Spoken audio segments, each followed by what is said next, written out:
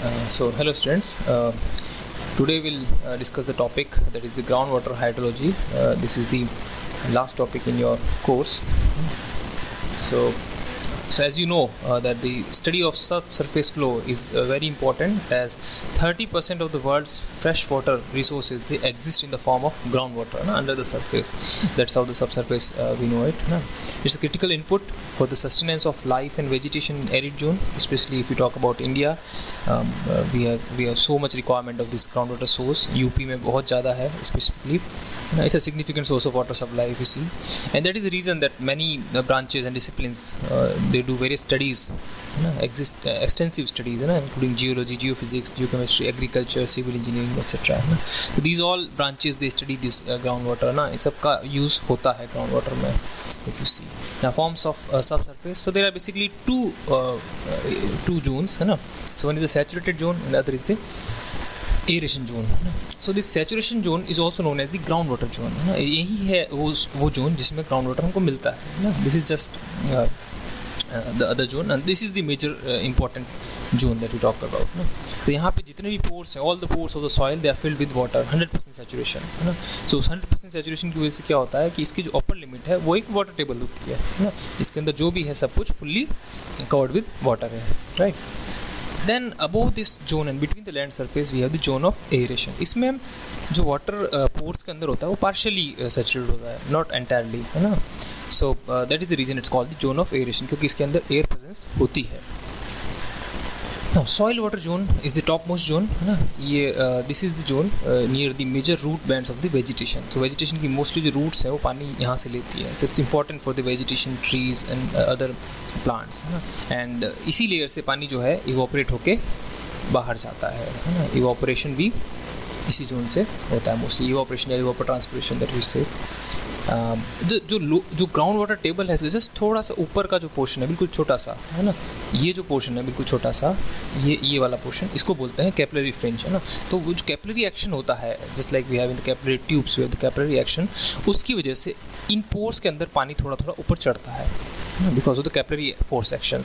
तो बहुत थोड़ा थोड़ा पानी, तो उसमें compare to this intermediate zone थोड़ा पानी ज़्यादा रहता है, right.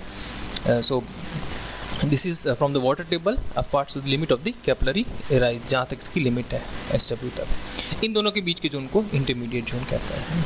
Now this thickness of this zone of aeration, zone of aeration and its consistent sub zones depend upon the soil texture. वो सॉइल टेक्सचर पे डिपेंड करता है, मॉइस्चर कंटेंट पे डिपेंड करता है, और रीजन टू रीजन भी vary करता है. And of course this zone of aeration is importance in the agricultural practice, क्योंकि as I said plants vegetation इसके लिए इंपॉर्टेंट है. और जो वाटर टेबल है वो बेसिकली इरिगेशन या वेल्स वगैरह जो हम स्टडी करते हैं उसमें फिर ये हमारा जोन काम में आता है. और जो नॉर्मल वेजिटेशन के लिए दैट इज सफिशिएंट, यहाँ से पानी ले सकते हैं, right. Now there are various saturated formations. So there are basically 4 types of formations that we can classify them. First is the aquifer, the well known. It's a saturated formation, fully saturated, of earth material which not only stores water but yields in its sufficient quantity. यानी कि पानी store करने की capacity भी है उसके अंदर और पानी निकालने की कैपेसिटी भी है, ठीक है. So aquifer can transmit water relatively easily क्योंकि उसकी परमेबिलिटी हाई होती है. So they are mostly unconsolidated deposits of sand and gravel. ये जो टर्म है sand and gravel, इससे एक्विफर बनता है क्योंकि sand और gravel के अंदर पानी भी इकट्ठा होता है और पानी निकल भी सकता है. The other term is aquitard. So this formation only seepage is possible, यानी एक लिमिटेड अमाउंट में पानी का फ्लो पॉसिबल है, but as compare to aquifer इसकी यील्ड बहुत कम होती है, ठीक है. यानी पार्शली परमेबल, बहुत कम यील्ड है. जैसे सैंडी क्ले यूनिट है ना, इसका एक एग्जांपल है, right. Although an aquitard appreciable quantity of water, यानी उसके अंदर appreciable quantity of water may leak to an aquifer below it, right? Okay, so this is the aquitard. Now aquiclude की बात करें तो इसके अंदर क्या होता है, it is essentially impermeable. So aquiclude जो है impermeable होता है flow of water से, but इसमें you have a lot of high porosity, तो water इसके अंदर रहता है. So clay is one of the example. And clay can store water, it can store water but does not permit है ना, सो allow नहीं करता पानी को निकलने से, है ना। सो एक्विक्लूड, एक्विटार्ड क्या करता है, सीपेज बहुत कम मात्रा में है, बहुत स्मॉल मात्रा में, यानी they are pretty much similar, but अगर इसकी पोरोसिटी कम हो गई तो this becomes aquifer can become an aquitard. Aquiclude की बात करें तो इसके अंदर बिल्कुल ही खत्म हो गया, है ना, बट स्टोरेज बहुत ज़्यादा है, and as compare to aquitard you may find aquiclude is having some larger amount of water also sometimes, है ना। And if you see aquifuge, ये ऐसी फॉर्मेशन है mostly like the rocky formation, जिसके अंदर यू कैन नीदर पोरस, यानी ना तो पोरस है ना परमेबल है, तो इसके अंदर ना तो पानी निकल सकता है ना पानी इसके अंदर स्टोर हो सकता है। This is the last one. So as I can say aquifer is triple star, so यहाँ पे इसको 0 मार्क्स मिलेंगे, यानी कोई काम का नहीं है, and this is the best one. Now when we say aquifer, aquitard, aquiclude, ये सब की जो डेफिनेशन है ये रिलेटिव है ना। कुछ जगह पे अगर आप बात करें तो एक्विफर ना वही एक्विफर को कहीं जगह पे एक्विटार्ड भी बोल सकते हैं, अगर उसकी परमेबिलिटी थोड़ी कम हो गई, यानी as compare to other formations, तो उसको आप एक्विटार्ड बोल देंगे, राइट। तो इट्स अ रिलेटिव टर्म, कोई नंबर नहीं है इसके अंदर। Now availability of ground water from an aquifer depends on the rate of withdrawal and replacement. Recharge बोलते हैं उसको, जब पानी जब एक्विफर में एंटर होता है तो उसको रिचार्ज बोलते हैं। So aquifer plays the roles of both a transmission conduct and a storage, transmission का काम भी करता है और स्टोरेज का काम भी करता है। तो इसमें भी 2 टाइप के होते हैं aquifer, I think you know it very well. One is unconfined aquifer, other is the confined aquifer, that is based on their occurrence and the field situation, field में वो कैसा है ना। So will discuss them again in the next slide.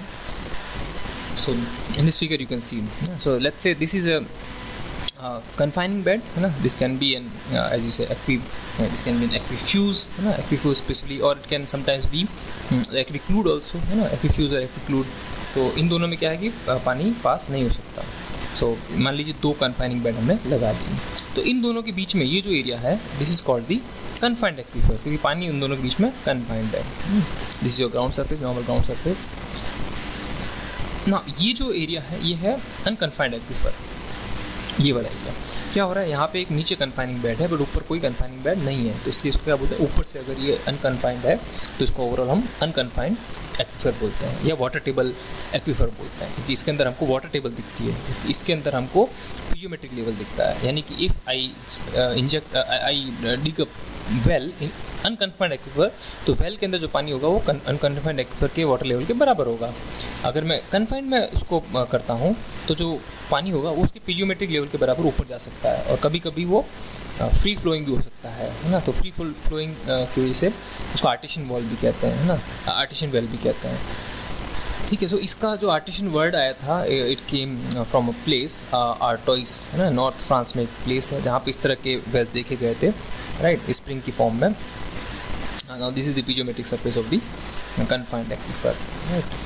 So recharge जो होगा confined में, as you see there is only limited space for confined aquifer recharge, है ना, कुछ नॉर्मल स्पेस आता है, but as it is confined the head is much more as compare to the unconfined aquifer. ये इसका फिजियोमेट्रिक head define करता है, जहाँ पे इसकी वाटर टेबल है सम प्लेस बेसिन में नहीं, बेसिन से बाहर।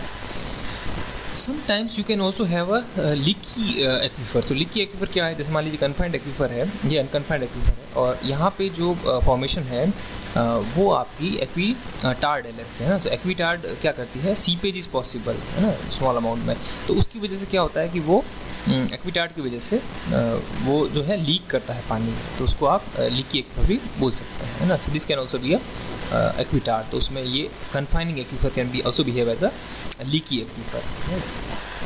And a water table we have seen is the free water surface in the unconfined aquifer. The static level of a well penetrating in an unconfined aquifer indicates the level of the water table at that point. The static level of a well penetrating an unconfined aquifer indicates the level of water table at that point. So water table is constantly in motion, adjusting its surface to achieve a balance between the recharge and outflow. तो जैसे ही recharge आएगा water table बढ़ जाएगी, जब recharge चला जाएगा outflow निकाल देंगे तो वाटर टेबल डाउन हो जाएगी। So that is the fluctuation in water level that you will see in the various seasons of the year. Rainfall के टाइम पे उसका बढ़ जाएगा, रेनफॉल चला गया तो पानी खत्म हो जाएगा।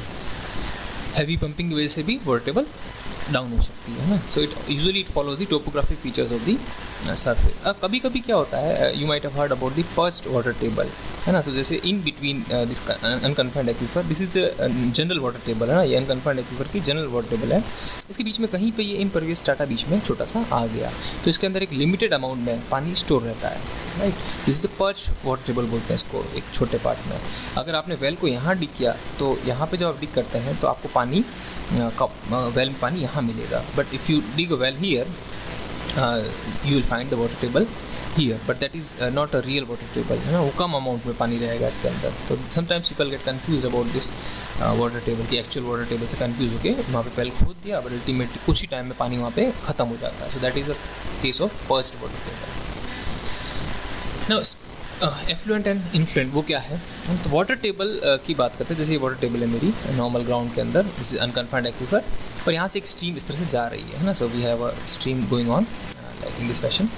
अभी क्या है कि अगर मान लो वाटर टेबल का लेवल हाई है और स्ट्रीम में लेवल कम है, तो ऑफकोर्स जो अनकन्फाइंड एक्वीफर का जो वाटर टेबल है वो स्ट्रीम को पानी देगा, राइट। वो स्ट्रीम को पानी देगा, तो पानी जो है स्ट्रीम ले रही है ना। सो एफ्लुएंट स्ट्रीम बोलेंगे इसको, है ना। This is called the effluent stream. तो पानी यहाँ से निकल रहा है बेसिकली, है ना। जैसे पानी जब खत्म हो गया हमारा सीजन के बाद, डिस्चार्ज वगैरह आना खत्म हो गया, तो ये वाटर टेबल जो ग्राउंड वाटर फ्लो है वो इसी तरह से इसके अंदर स्ट्रीम में आता है। और फिर एक इन्फ्लुएंट स्ट्रीम होती है, जिसमें क्या होता है कि जैसे मान लो वाटर टेबल आपका बहुत नीचे है और स्ट्रीम यूजुअली हाई है, जो सरफेस है इस तरह से इसका बहुत हाई है, तो बारिश के टाइम पे तो भर गया। अब भरने के साथ में क्या होता है कि इसकी जो इस सरफेस से पानी जो है इस ग्राउंड वाटर में पहुंचने लगता है। So this is also a case of influential stream. तो स्ट्रीम इसके अंदर आपको दे रही है, तो स्ट्रीम जो है अंदर जा रही है ना। स्ट्रीम जो है कम हो रहा है उसका पानी, तो इस केस में पानी जो है अनकन्फाइंड एक्वीफर को जा रहा है और इस केस में पानी अनकन्फाइंड एक्वीफर से आ रहा है। So these are called the influent and effluent streams. Now we'll discuss about some of the aquifer properties. So first is the porosity. You very well know from the soil mechanics. The porosity is the ratio of volume of voids in the soil to the volume of the total volume of the porous medium. Right? So in an unconsolidated material, the size, distribution, packing, and shape of the particles they determine the porosity. So hard rock में porosity is dependent on the extent, spacing, and pattern of fracturing. पे depend करता है, and as well as the nature of solution chemical flow, right? So in usually अगर porosity is greater than 20%, it's a large, highly porous. 5 से 20 के बीच उसको medium बोलते हैं, and 5 से कम है तो उसको small porosity बोलते हैं ना। usually percentage में भी हम लोग उसको denote करते हैं ना। So you can have it in the terms of percentage also, right? So specific yield एक टर्म होती है। सो पोरोसिटी क्या दे रही है हमको, it gives you a measure of the water storage capability, कि वो कितना पानी स्टोर कर सकता है। But not all the water held in the pores is available for extraction by pumping और by draining by gravity. The pores hold back some water, तो कुछ पानी वो रोक के रखता है ना। तो जो टोटल पोरोसिटी होती है वो it is sum of two terms, है ना। First is the SY and SR. So SY is your specific yield, right, कितना वो यील्ड दे सकती है। SY is called the specific retention, कितना वो पानी होल्ड करके रख सकती है ना।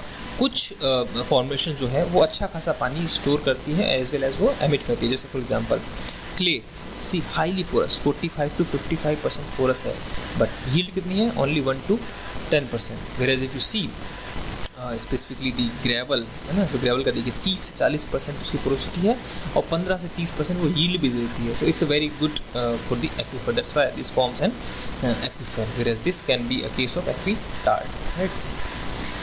Okay, so these have very less porosity of course and less specifically, you know, shale, limestone, etc.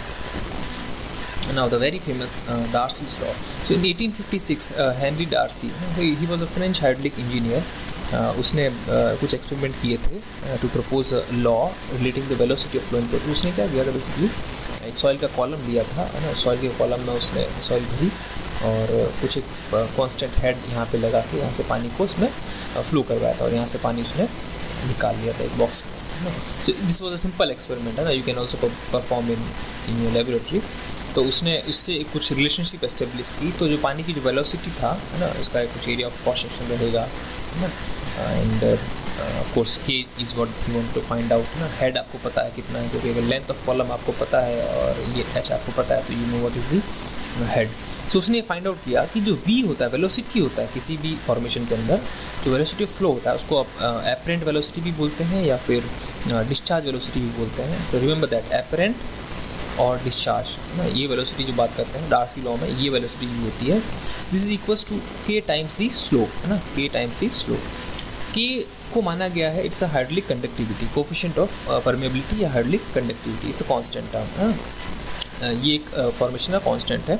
And i is of course the slope, है ना। सो i को आप बोल सकते हैं dh/ds। तो ds हमारे केस में जैसे ये l है लेंथ, तो अगर आपका सॉइल कॉलम है और ये ds है, तो यहाँ पे कुछ मान लो आपका मान लो ये हेड है वाटर का, ये हेड है ना। सो this is called the dh, so this is your h1, this is यहाँ पे h2, so h1 minus h2 is the head that is responsible for the flow in length ds, so I is minus dh by ds, minus इसलिए लिया क्योंकि h2 minus h1 की form में लिखते हैं हम लोग, ठीक है। Okay, so this is the responsible for the head, ना, because velocity flows in the of course the decreasing head की डायरेक्शन में जाता है, and we know that. So discharge Q, so उसने क्या मेजर किया, Q ही मेजर किया, he measured the Q only. So Q is product of K, I and A. So K is your hydraulic conductivity or the coefficient of permeability, ना, and A is the constant area. So this area of cross section was constant in his experiment. And A is constant of course, and I is the delta H by delta S. So यहाँ पे delta H क्या हो गया उसका, ये head हो गया पानी का जिसकी वजह से फ्लो हो रहा है ना।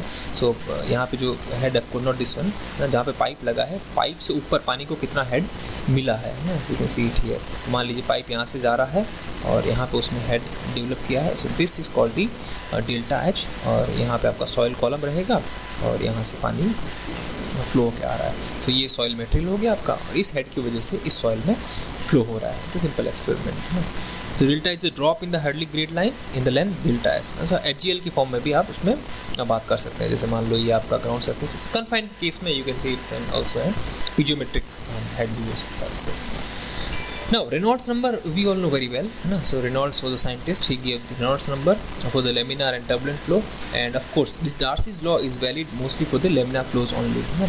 तो practical purposes के लिए तो Darcy law की आप लिमिट जो लेते हैं that is unity. So Reynolds number has to be equals to 1. So V is the your apparent velocity, dA is the representative particle size. तो हम D10 यूज़ करते हैं, जिसका मतलब है 10% of the material is of smaller size than that value, ना? So that is the effective representative particle size, and nu is your kinematic viscosity of water. So when this is equals to 1, we can allow, है ना, इस 1 तक हम इसको allow करते हैं। 1 से ज़्यादा हो गया तो it becomes difficult, Darcy law के लिए डिफिकल्ट हो जाता है ना। apparent velocity हमने देखा था क्या होती है, this is the apparent velocity जो डार्सी ने यूज़ की, डार्सीज वेलोसिटी भी बोल सकते हैं इसको।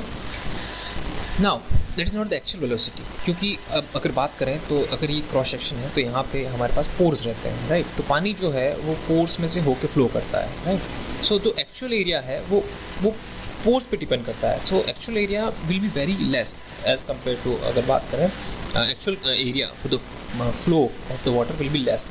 सो दैट्स वाई ये पोरोसिटी कंसेप्ट भी इसके अंदर लगता है। So the actual velocity will be the apparent velocity divide by porosity. So you can clearly see if n is always less than 1, so the actual velocity will be more than the apparent velocity or the discharge velocity or the Darcy velocity. So that is कि उसके लिए जो area है उसको बहुत कम मिल रहा है, right? So that's why the actual velocity will be higher than the apparent velocity, that is V by n. Now this coefficient of permeability that we talked about, or the hydraulic conductivity that we said, one sec.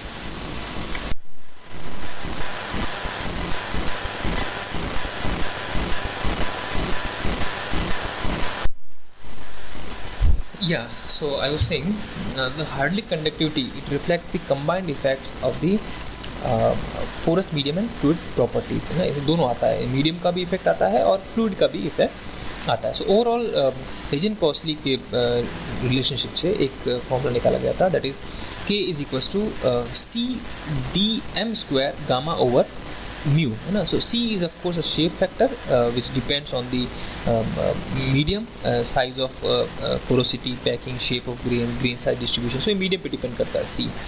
DM is again a factor of the medium. So DM is the mean particle size of the porous medium, gamma is equals to rho times G, ये property है fluid की. So this is the fluid factor and nu is the dynamic viscosity of the fluid. So ये जो nu और mu है, these are the factors of the fluid, and C and D M है, this C and D M, they are the factors of the medium. Now you can clearly see that your nu अगर बात करें, है ना, so mu is given by mu by rho, है ना. so अगर मैं mu by rho कर दूँ, है ना, so this is gamma. So you can see this function here, k is equals to c dm square, है ना. गामा को अगर मैं rho g लिख दूँ और यहाँ पे इसको mu कर दूँ, तो this rho will come down here, mu by rho, this k will become c dm square and g over nu. So k is inversely proportional to nu. It is simple concept that you can see here. So k is inversely proportional to the nu, है ना. It's also a function of temperature of course, है ना.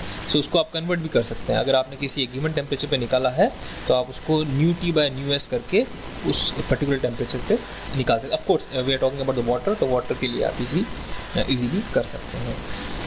Now अब इसी relationship से अगर बात करें, तो k अगर मैं बात करूँ, तो k को मैं k0 गामा बाय म्यू लिख सकता हूँ. यहाँ पे k0 क्या होगा मेरा, C D M square. It is a function of the material, है ना. तो gamma by mu is a function of fluid. तो गामा बाय म्यू या g बाय न्यू कुछ भी लिख सकते हैं आप, है ना.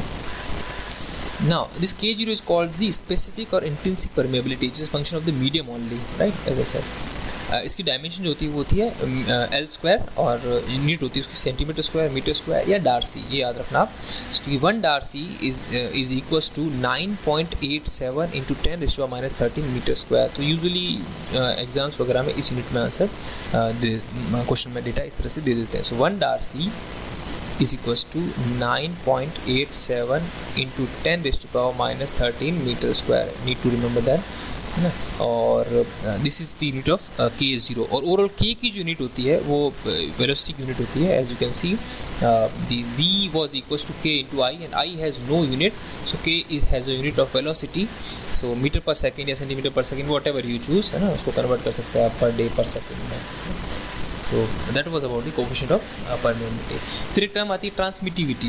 Transmittivity is nothing but the product of k into B, है ना. जैसे मान लीजिए कोई कन्फाइंड एक्वीफर है ना. सो आपके पास में एक कन्फाइंड एक्वीफर है ना, और इस विड्थ मान लिया मैंने b है ना, और यहाँ पे आपका वाटर टेबल है कहीं ऊपर, और ये आपका अनकन्फाइंड एक्वीफर है. तो कन्फाइंड एक्वीफर के केस में ये जो b जो रहता है वो कांस्टेंट रहता है ना. When you multiply this b with the k, तो you instead of using the k you can use the t is equals to k into b. Now t has unit of L square by t, so meter square per time, so transmittivity, that's fine. Now जैसा कि Darcy ने किया था, you can also use the constant head permeameter to find out the permeability of any medium. You can do the same setup, constant head you can apply in a vessel, है ना. सो मान लीजिए पानी भर दिया मैंने यहाँ से पानी आप निकाल रहे हैं, सेम थिंग, है ना. You can take a soil column, है ना. You can get water in a tank, you can measure the discharge, है ना. This area of cross section you already know, this length of the soil section, this is the soil section, this you already know, and wait,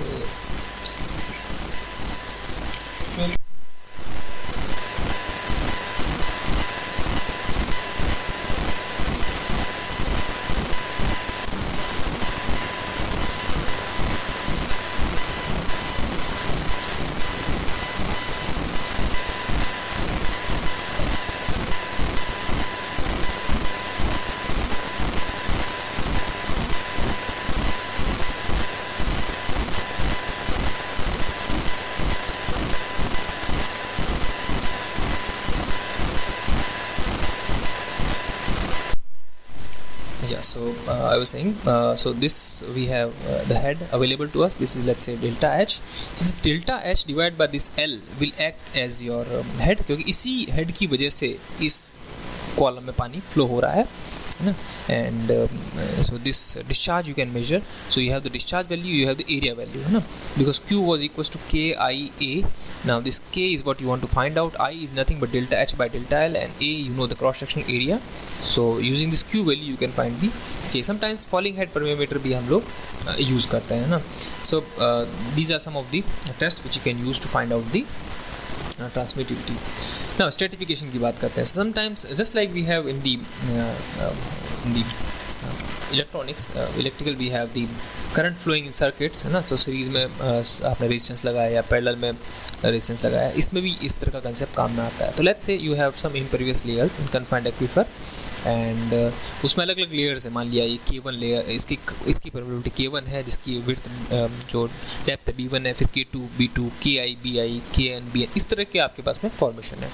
now what you see here is you want to find the equivalent Hadley conductivity of this aquifer, है ना. not a difficult task, है ना. as you can see, मान लिया यहाँ से discharge जो है वो Q1 जा रहा है, यहाँ से Q2 जा रहा है, यहाँ से Q3 जा रहा है, राइट. सो ओवरऑल डिस्चार्ज मान लिया मेरा टोटल Q है. So we know that in layer से डिस्चार्ज जाएगा, है ना. So Q will be equals to Q1 plus Q2 plus Q3 up to Qn, right. Now if I talk about the Q is nothing but KIA. So K is your K equivalent, है ना. Now area की बात करें तो what is area. तो अगर मैं unit width ले लूँ इस पेपर के perpendicular, so area is nothing बस प्रोपोर्शनल टू B, है ना. सो मैं यहाँ एक काम कर सकता हूँ, मैं लिख सकता हूँ K equivalent into I into sigma BI बोल सकते हैं इसको, जो टोटल डिस्चार्ज है ना. सो B1 plus B2 plus B3, ये टोटल जो B है टोटल, उसको मैं सिग्मा BI बोल देता हूँ, will be equals to Q1 जो डिस्चार्ज आ रहा है ना, उसके लिए क्या होगा KIA, K1 into I into area. अब इसके लिए एरिया कितना हो जाएगा B1, राइट. K2 के लिए K2 into I into B2 plus up to KN into I into BN. अब एक चीज़ देखिए, I सब में कांस्टेंट है, सेम है, क्योंकि यहाँ इस पॉइंट में मान लीजिए यहाँ पे एक वाटर टेबल है और यहाँ पे कहीं वाटर टेबल है, तो इस वाटर टेबल की वजह से जो हेड लॉस हो रहा है वो इसमें सब में जो हेड लॉस है वो सेम है, राइट. क्योंकि इसके लेफ्ट में जो अपस्ट्रीम में और डाउनस्ट्रीम में हेड सेम है, तो I सेम है, तो I cancels out. So you can see that the K equivalent will be sigma KI BI upon sigma BI, है ना. सो सिंपल फॉर्मूले से आप क्या निकाल सकते हैं, equivalent hydraulic conductivity. And the same thing can go for the transmissivity also, right. अगर मान लो फ्लो आपका इस तरह, stratification again we are discussing. So मान लिया यहाँ पे मेरा हेड, इस केस में क्या है कि फ्लो जो है परपेंडिकुलर टू दी डायरेक्शन हो रहा है. तो मान लिया यहाँ पे हेड मेरा H1 है और यहाँ पे हेड मेरा कुछ H2 है ना. तो फ्लो जो हो रहा है उसमें मान लिया H2 minus H1 is equals to delta H. इन छोटे छोटे सेक्शंस के अंदर जिनकी लेंथ L1 L2 Ln है और जो परमेबिलिटी है वो है K1 K2 Kn, ये मान लिया डेल्टा H1 है, ये मान लिया डेल्टा H2 है, एंड सो ऑन जा रहा है. अब एक चीज़ देखिए, जो डेल्टा H1 से डेल्टा Hn की बात करें, so delta H1 plus delta H2 plus delta H3 up to delta Hn will be equals to overall delta H. अगर बात करें तो डेल्टा H के बराबर होगा. Now what is delta H1, है ना. सो डेल्टा H1 की बात करें तो what is I, slope is delta H over length होता है, ओवर दिस लेंथ L. सो अगर मैं डेल्टा H1 करूँ तो मैं उसको क्या बोल सकता हूँ, डेल्टा H1 को मैं बोल सकता हूँ I इंटू L1 बोल सकता हूँ, राइट. I इंटू L1 बोल सकता हूँ, करेक्ट. या so what is I in this case, है ना. सो I क्या होगा हमारे केस में, अगर मैं Q is equals to KIA की बात करूँ, है ना. So I will be Q by K into area, correct ना. उसमें वैल्यूज पुटअप करो आप, है ना, I की. So delta H is I into L and I is Q by L. So delta H1, है ना, को मैं लिख सकता हूँ your I that is Q by I is your Q by KA, है ना, Q by KA into L. अब Q आपका इसमें सब में सेम है, फ्लो सेम है, तो Q is same. Area of cross section की B है तो सेम है, तो K is something that is changing.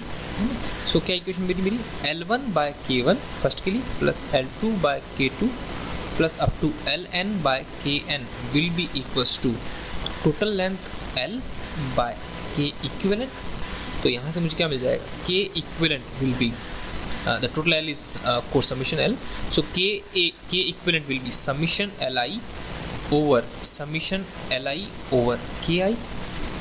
So अगर flow is normal to the stratification, you will get this particular expression, right? Now let's take a small example. एक certain point है, unconfined aquifer है, 3 kilometre square area है ना उसका। Water table elevation जो है 102 metre पे था। अभी नेचुरल रिचार्ज हुआ वेट सीजन में, तो वाटर टेबल जो है राइज होकर 103.2 मीटर हो गया। उसके बाद उसमें से 1.5 मिलियन मीटर क्यूब पानी पंप्ड आउट कर दिया and water table reach to a level of 101.2 metre. Assuming the water table in that entire aquifer to respond in similar way, यानी कि जब रिचार्ज हुआ और जब पानी निकाला दोनों केस में सिमिलर है, we have to estimate the specific yield of the aquifer and the volume of recharge during the wet season. So first case में पानी निकाला, सेकंड में रिचार्ज हुआ ना वेट सीजन में। अब पहले तो हमको पता है कि कितना पानी निकाला हमने, 1.5 मिलियन मीटर क्यूब। जो पानी हमने निकाला है that is product of specific yield into drop in the water table into area, है ना। क्योंकि स्पेसिफिक यील्ड क्या है, specific yield is the volume of water per unit area per unit change in the head, right. तो specific yield is the volume of water per unit area per unit head drop, है ना। ना area कितना है, 3 kilometre square, 3 × 10⁶। Drop in water table 103.2 से 101.20 हुआ, ये this was the drop in table, है ना।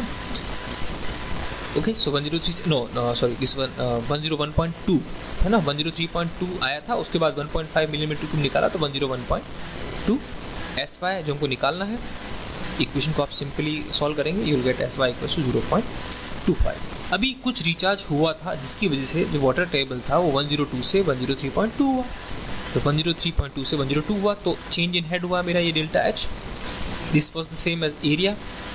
सो स्पेसिफिक यील्ड मेरे पास में है, so SY is of course the volume of water that is released और taken per unit area per unit head draw down. So उसको एरिया और head दोनों से मल्टीप्लाई किया तो you will get T at A volume 0.9 million metre cube. एक और example लेते हैं। Field test was carried out, है ना, जिसमें क्या था, एक ट्रेसर को छोड़ा गया था and tracer took around 10 hours, it took around 10 hours to travel between 2 wells that were 50 metres apart, है ना। सो 2 वेल थे, वहाँ से ट्रेसर को कुल 10 आवर्स लगे, है ना, और इन दोनों के बीच की डिस्टेंस थी 50 मीटर्स, और हेड डिफरेंस उन दोनों के बीच में था, वाटर सरफेस डिफरेंस जो था वो 0.5 मान दिया है, ठीक है, 0.5 metre. The mean particle size ना d is given as 2 millimeter, dm you can say, and the porosity is eta is 0.3, also given nu equals to 0.01 centimeter square per second. So we have to estimate the coefficient of permeability K, intrinsic permeability K0, the Reynolds number Re. So ये तीन चीज़ें हमको find out करनी है। So first thing you can सी, अगर आपको पास में length दे रखी है, टाइम टेकन दे रखा है, तो you can find the velocity of the tracer, और वो velocity is called the actual velocity, v actual, that is the length travelled over time. So length कितनी है, 50 × 100, 50 वाज द मीटर, है ना। So 50 metre 100 centimetre, so you are taken it in the centimetre, they are taken it, and जो this is the 0.5 metre, 0.5 metre जो है ये था मेरा, and it took 10 hours, so 10 into 60 minutes into 60 seconds, so 0.139 centimeter per second is the actual velocity. Now we find the RC velocity or the discharge velocity, है ना। so the RC velocity or the discharge velocity will be a little bit lesser, the actual velocity ज़्यादा होती है, so n से multiply किया, n is 0.3, 0.137 से multiply किया, so this you get as the capital B, जो हम Darcy law में यूज़ करते हैं। हार्डली ग्रेडियंट हमें पता है क्योंकि 0.5 का ड्रॉप है 50 मीटर पे, so 0.5/50, 1 × 10⁻², दिस इज योर हार्डली gradient. So K is equals to V over I से, V is equals to KI होता है। इस फॉर्मूले से यू कैन फाइंड, क्योंकि ये जो वैल्यू है आपकी 0.0417 था, तो उसको आपने 4.17 10⁻² में लिख दिया, है ना। एनीवे, सो 1 × 10⁻², ये क्या है आपका, ये आपका हार्डली ग्रेडियंट है, you just find out. So this comes out to be 4.17 centimeter per second. So this is the first answer, coefficient of permeability. I hope this is simple. Now K0 की बात करें, so K is nothing but K0 nu by G. Oh sorry, K is equals to K0 G by nu, right? और gamma by mu, है ना। तो अब nu आपको given है, तो using this formula you can get K0 equals to K nu by G, और new की वैल्यू 0.01 सेंटीमीटर स्क्वायर पर सेकंड दे रखी है, G की वैल्यू 981 सेंटीमीटर पर सेकंड स्क्वायर में दे रखी है, और K की वैल्यू 4.17 अभी आपने निकाली सेंटीमीटर में सारी, तो यू गेट 4.25 × 10⁻⁵ सेंटीमीटर स्क्वायर। और अगर इसको डार्सी में जैसे डार्सी में कन्वर्ट कर सकते हैं 9.87 × 10⁻⁹ सेंटीमीटर स्क्वायर या 9.87 × 10⁻13 metre square is equal to 1 darcy. So you get kg equal to 4307 darcy. And you can also calculate the Reynolds number in simple formula. V आपने निकाल लिया था, D एक गिवन है, particle size that is 2 millimetre and nu आपको given है, इससे आपको निकल जाएगा Reynolds number and it's nearly less than 1. So Darcy's law was applicable. Now a very important topic, that is compressibility of aquifer. See it carefully. In this case we take an elemental volume that is delta V is equals to delta X, delta Y and delta Z. तीन direction मैंने zoom की है ना. और जो total head है वो है Z plus P by gamma, pressure head plus the datum head, and this is the piezometric surface line. This is the piezometric surface line. Now compressible aquifer है, usually presently we are talking about the confined aquifer specifically for the compressibility. अब देखो कुछ वो है हमारे पास में conditions है, जो assumptions है. The elemental volume is constrained in lateral direction and undergoes change in the length in z direction only. यानी आप उसको z डायरेक्शन में उसको कंप्रेस कर सकते हैं बट x और y डायरेक्शन में नहीं. This means delta A is a constant. Correct? Now the pore water is compressible. So water is compressible. Good. The solid grains of the aquifer are incompressible, but the pore structure is compressible. तो तीन चीजें compressible हैं. तो delta Z, pore water and the structure, तीन चीजें जो यहाँ पे हमको compressible मिलेंगी. Right? सबसे पहले बात करते हैं वाटर की, है ना. तो मान लिया the bulk modulus of velocity से, है ना, उसका रेसिप्रोकल करते हैं तो कंप्रेसिबिलिटी मिलता है मुझे. सो कंप्रेसिबिलिटी कैसे डिफाइन करते हैं? Compressibility is change in volume per change in volume per unit volume per unit change in pressure. Right. So this is delta V water. So VW is volume of water. Change in water volume per unit water volume per unit pressure drop. This is your beta. Negative of course, अगर pressure अगर बढ़ेगा तो volume कम होगा, that's why negative sign. This is delta V W. अब एक चीज़ है, अगर वॉल्यूम अगर पानी का कम ज़्यादा होगा तो उसकी डेंसिटी पे भी इफेक्ट आएगा. So overall rho into delta V W is a constant term. तो अगर मैं इसका सिंपल डेरिवेटिव लूँ तो what I will get rho constant D delta V W plus delta V W constant rho का डेरिवेटिव इस equation से equals to 0. अब इसको अरेंज करके देखो, इस इक्वेशन को देखो. What do you get? You get minus d delta VW over delta VW is equals to what? Is equals to minus d rho over rho. Do we get this expression from this equation? अगर मैं इस expression को इसमें substitute करना चाहूँ ना, so let me just take it here. Let me take it here. है ना. सो मेरे पास में यहाँ पे था beta equals to minus D delta V W over delta V W, है ना, पर यूनिट डी पी था मेरे पास. ठीक है, इसको मैं उधर लेके चले जाता हूँ, है ना. So let me take it here. So into D P, है ना.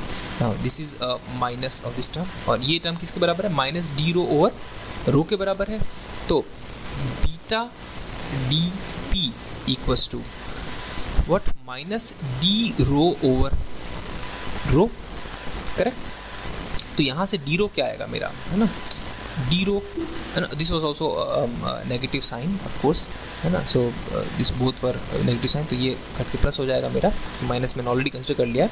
तो डी रो, है ना, यहाँ से देखो डी रो क्या हो जाएगा मेरा? This will become rho beta D P होगा. इसको यहाँ में लेके जाऊँ तो D rho will be rho beta D P. So remember this equation, D rho will be rho beta D P, है ना. सो इसको मैं हटा रहा हूँ, दिस पार्ट. सो हमारे पास जो इक्वेशन है वो ये है, इस important equation, D rho equals to be rho beta D P. इसको मैं एक और चीज़ में कन्वर्ट कर सकता हूँ. पी को अगर मैं मान लूँ रो जी एच प्लस जेड, अगर मान लो एक बार में, है ना, ये गामा एच प्लस जेड मान लूँ, तो डी रो को मैं और क्या लिख सकता हूँ? Rho beta into rho G Okay, let's not discuss it right now, and when we'll see it in the further slide, then we'll discuss it. And so far it's clear. So this is the first expression that we got. Now let's go for the second expression. Let me change the pen color. Now let's consider the compressibility of the force. उसको हमने alpha मान लिया. Just like we have the compressibility of the water as beta, जो force है उसकी compressibility को मैंने alpha मान लिया. तो force मतलब as a structure I'm talking about, है ना. So alpha will be change in volume per unit change in volume per unit volume per unit drop in the sigma z, है ना. So this is the intergranular pressure की वजह से change आया, ठीक है. Now we know, है ना, this is of course there has to be negative sign. I think they forgot here. So this is a negative sign here. Now we know that delta V, the change in volume, is equals to delta A into delta Z. Delta A into delta Z is your delta A is of course delta X delta Y. So this is we know. Now delta is a constant. अगर delta A constant है ना, so what do you get?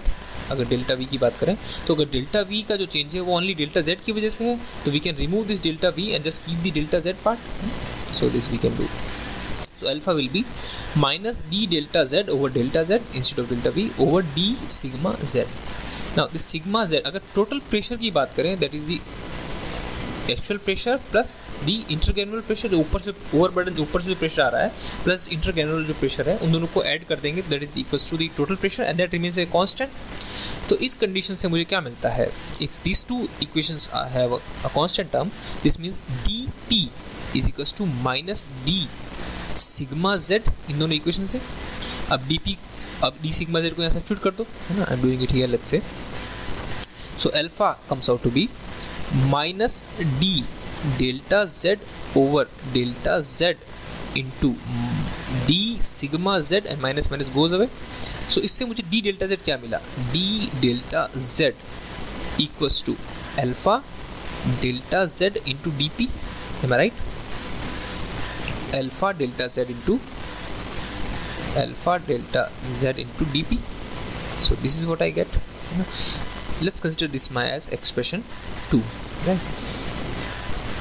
And let me remove this also. Okay, let's go for the third term, that is your, see, we have seen the water, we have seen the pore. Now let's see delta Z we have seen, है ना. water we have seen. solid grains की बात करते हैं, तो mass में. So let's change the pen color. Now the solid volumes delta Vs is constant. So solid volume क्या होगा? 1 minus n, कि n is the porosity, so 1 minus n into delta I delta Z, that is the total volume. So total volume का 1 minus n times है, this is a constant. इसका derivative लूँ आप तो क्या मिलेगा आपको? 1 minus n d delta Z. Is it clear? क्योंकि ये अगर क्वांटिटी कांस्टेंट है तो डेल्टा आई तो वैसे ही चला जाएगा, तो वैसे ही कांस्टेंट है ना. so हमारे पास में है क्या? 1 minus n z is a constant. So 1 minus n, है ना, इसको कांस्टेंट रखा मैंने, तो मिला मुझे d delta z, right, plus, है ना. अब d delta z को कांस्टेंट रखो और माइनस d delta n मिलेगा, तो माइनस dn मिलेगा मुझे, है ना. so this is what we get. और इस इक्वेशन को सिंप्लीफाई जब आप करते हैं तो आपके पास में जो बचता है वो ये बचता है कि जो dn आता है वो आता है alpha times 1 minus n dp. कहाँ से आता है? सी हियर, सी, यहाँ से आपको डेल्टा z की वैल्यू मिली. क्या मिली? d डेल्टा z, और अल्फा आपने यहाँ पे स्टोर करके रखा था, है ना. Now what you do is you substitute this d delta z from this equation two this equation. So alpha delta z in dp हमारे पास में है, और इससे मुझे क्या मिल रहा है? देखो, let me do it here again. So d delta z, है ना, over delta z is equals to dn over 1 minus n, इस इक्वेशन से.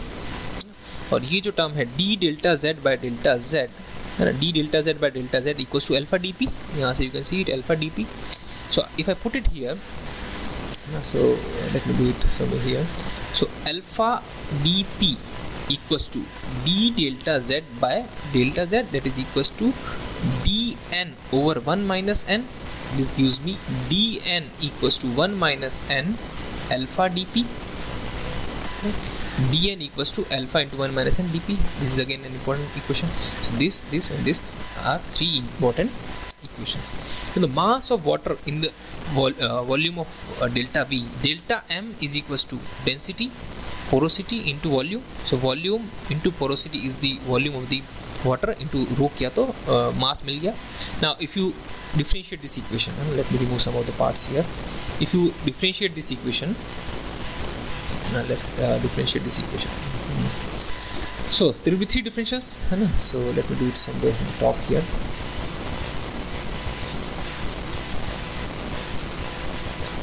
So we'll have three differentials. क्या क्या है?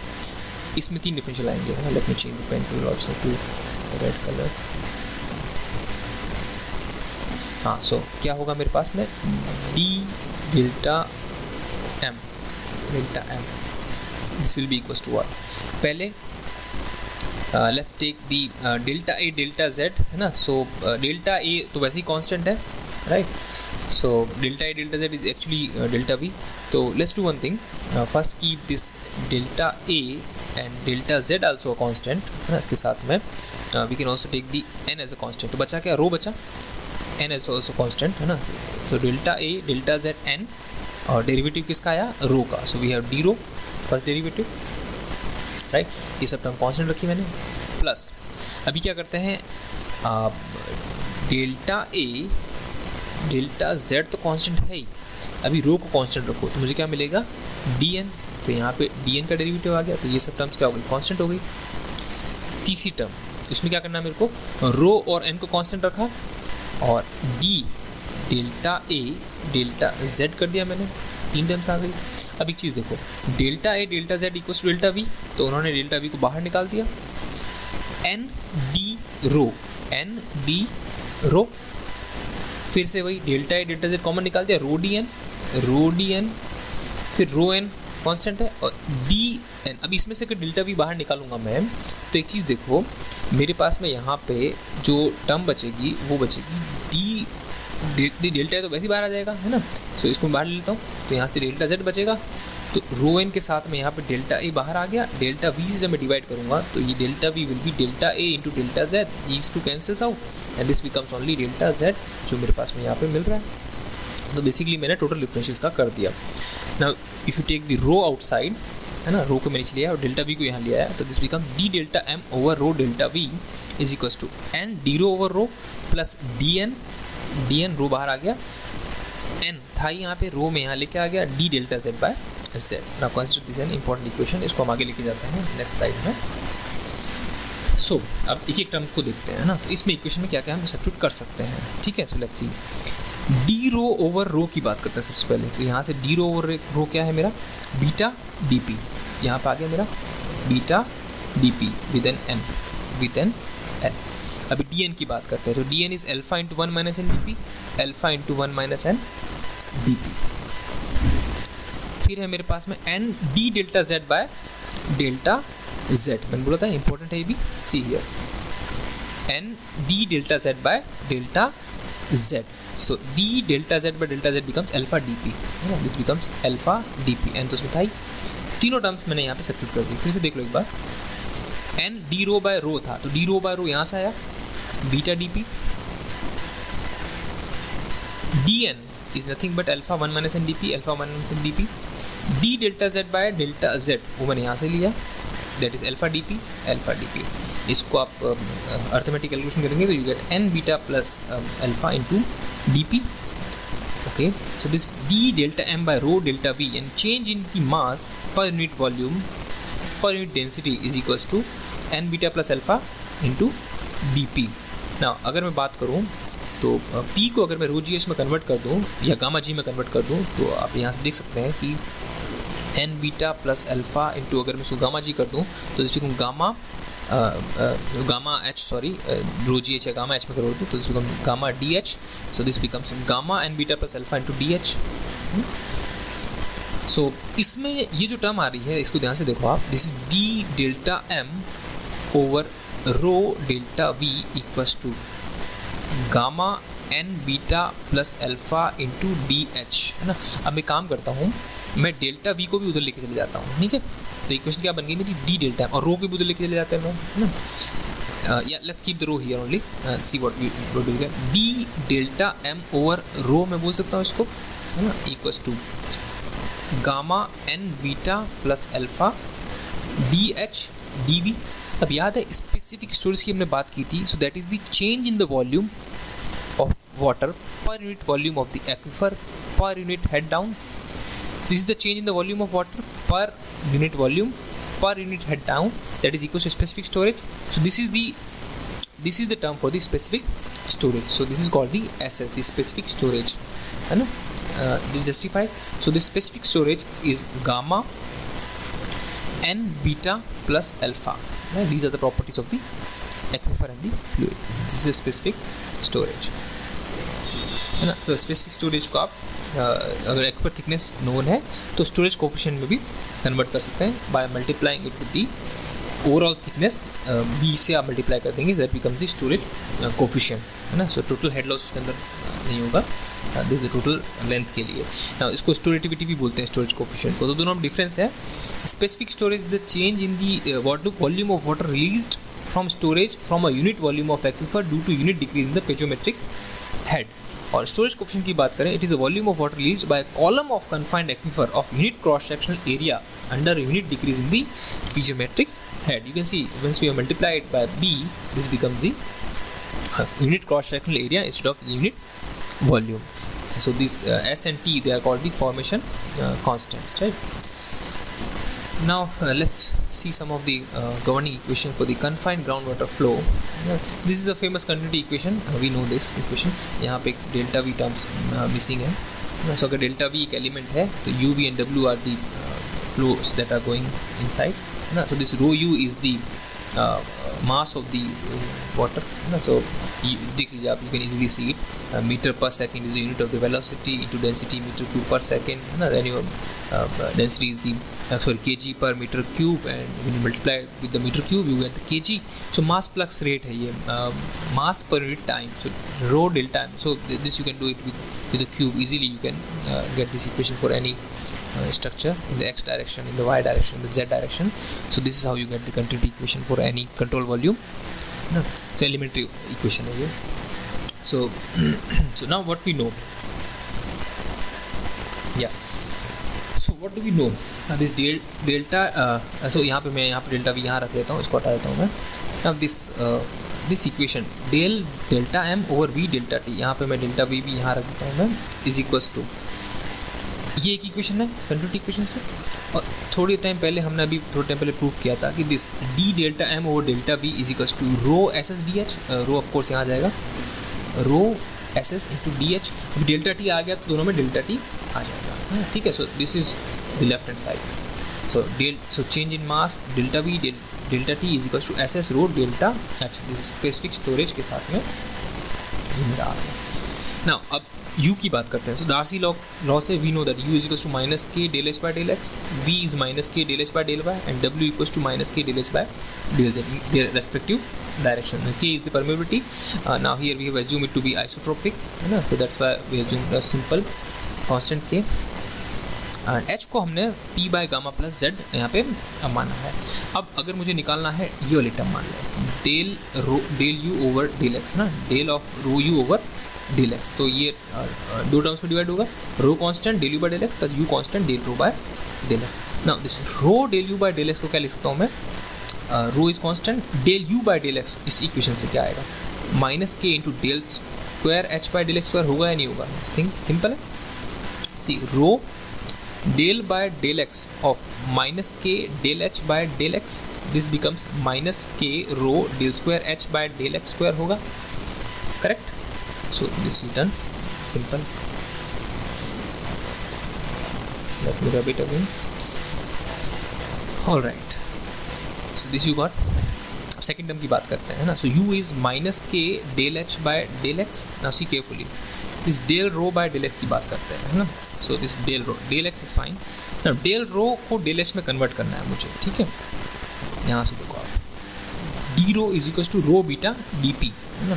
So d rho is equals to rho beta and dp. और p क्या है, p is nothing but h है ना, gamma H minus Z, gamma Z, P is equal to gamma H minus gamma Z.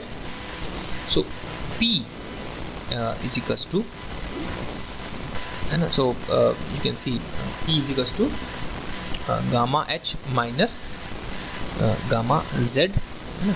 सो अब मैं जब del H by del X की बात करूँ या इस dp की बात करूँ, तो यहाँ पे मेरे पास में एक टर्म है डेल रो, है ना. So del rho is p beta dp. Let me pick a space where I can show it. Let me show it here. Let me write this equation carefully, understand this. Again d rho ना is equals to rho beta dp equals to rho beta. dp को मैं क्या लिख सकता हूँ, है ना. सो dp की बात करें तो this becomes d of p क्या है मेरा, गामा h माइनस जेड. अब गामा बाहर ले आऊँ मैं, गामा क्या है rho G. So let me resume it. So we were discussing about this term, yeah. So rho beta d gamma h minus z. So if you integrate it, gamma becomes rho g. So if your gamma is your rho g, so what do you get?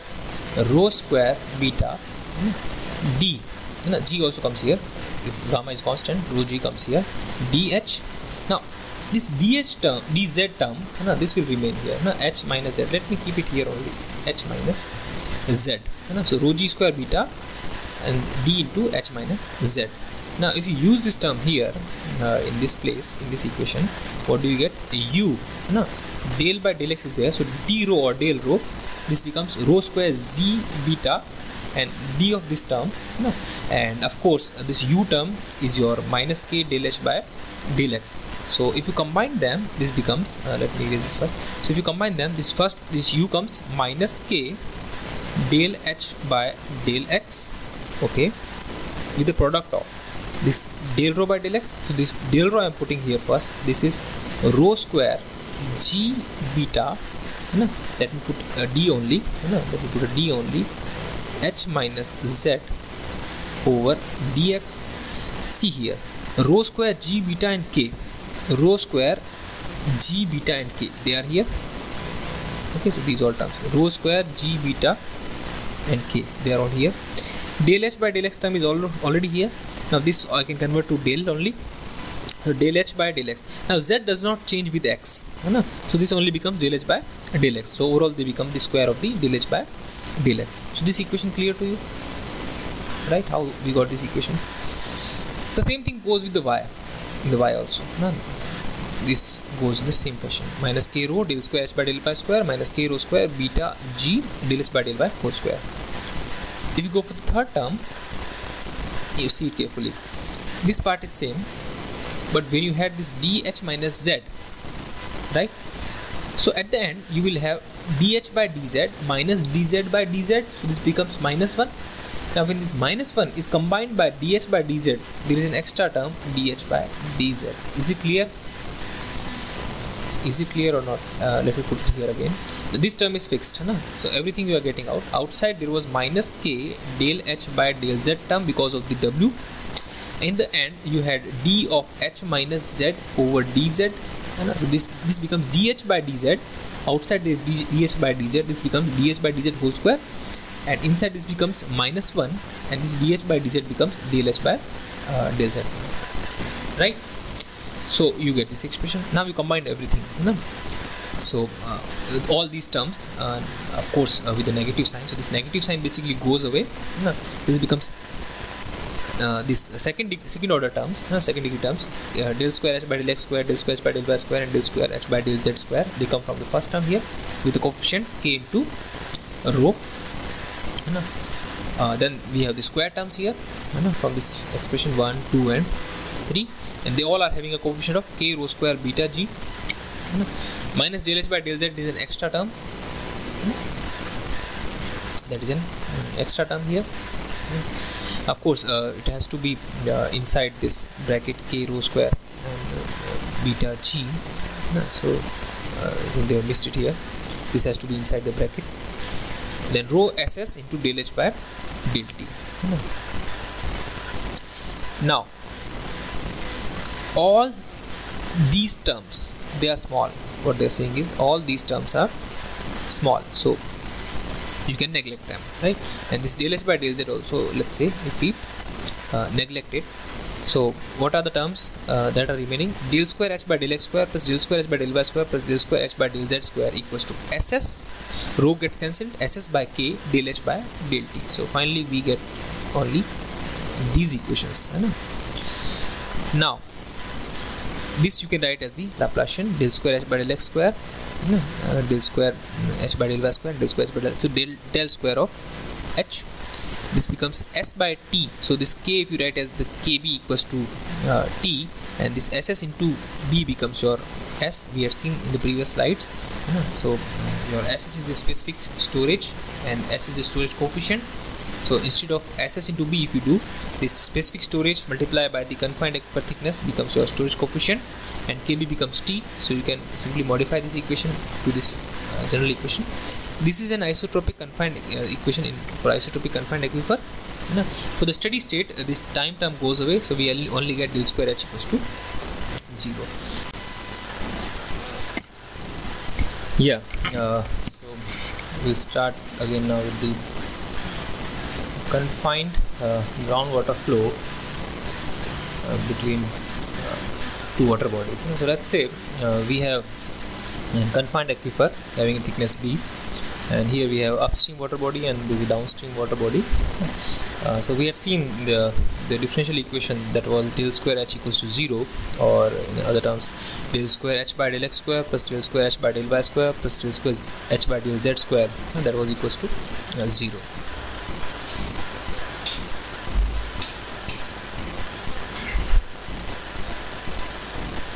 Yeah, so if you apply this equation in one dimension, this is the 1D flow, so other terms y and z they go away. This becomes del square h by del x square equals to 0. If you twice differentiate it, the equation becomes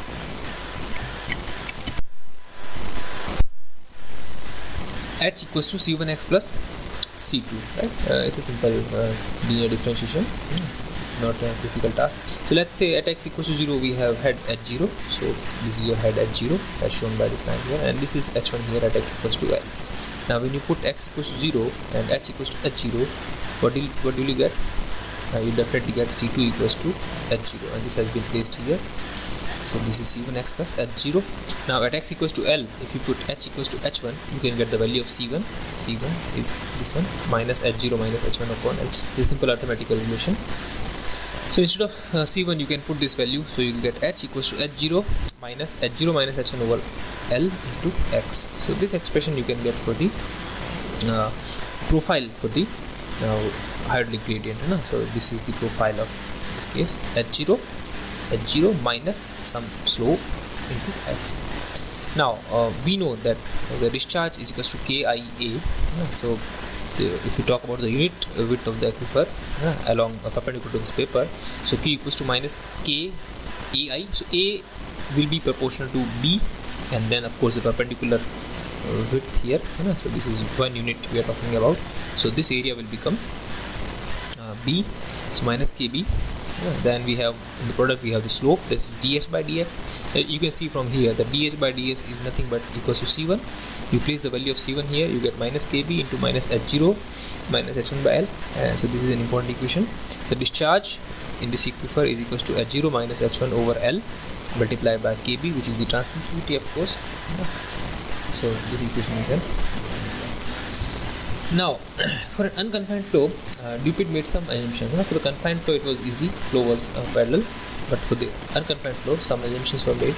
So first was the curvature of the free surface is very small. So this curvature was very small, so that at small portions they can be assumed to be horizontal instead of curve. For small portions they can be assumed to be horizontal, right? The hydraulic gradient line is equal to the free surface slope. Whatever is the hydraulic gradient, so this is the water surface line is equals to HCl only. Okay, that's fine. There is no pressure, that does not vary with the depth. Now we consider a prism here. So this is a prism having the delta y as its length of the prism. So this is, let's say, the height h of this portion. This is delta x, this is delta y. Okay, so in this prism, this is water surface profile. So let's say there is no water entering in the z direction. So there is some water entering in the y direction. This is my1. Some water leaving my2. There are some water entering mx1. Some water mx2. This all in the terms of mass we're talking about. So this by Dupit's assumption, we can say that with z at all sections the velocity is constant. So vx is constant with respect to z, and vy is also constant with respect to z. So with height there is no difference in the velocity. This is one assumption. Okay, so what is the mx1 mass? If we talk about, this is product of the area. So for this mx1, the area is h into delta y. Of course, the delta y into h. So h delta y is the area into the velocity, gives you volume per unit time. If you multiply by the density, it gives you mass per unit time. So this is the mass flux rate, mass per unit time in the vx direction. This is entering flux. Now in the leaving flux, when you talk about, this will be mx2 will be your mx1 plus del by del x of the mx1, because in the x direction there is a change multiplied by delta x. So you can put here mx1 values here. So if you subtract these two, this mx gets cancelled with mx1. So only thing remains is minus del by del x rho vx h delta y delta x. So this term in the negative term, because we are doing mx1 minus mx2. So net flux that is entering, that is mx1 minus mx2. So a negative sign remains. This simple continuity equation how we derive, this is in the same fashion. So minus del by del x rho vx h delta y, and this is in terms of the for the y direction.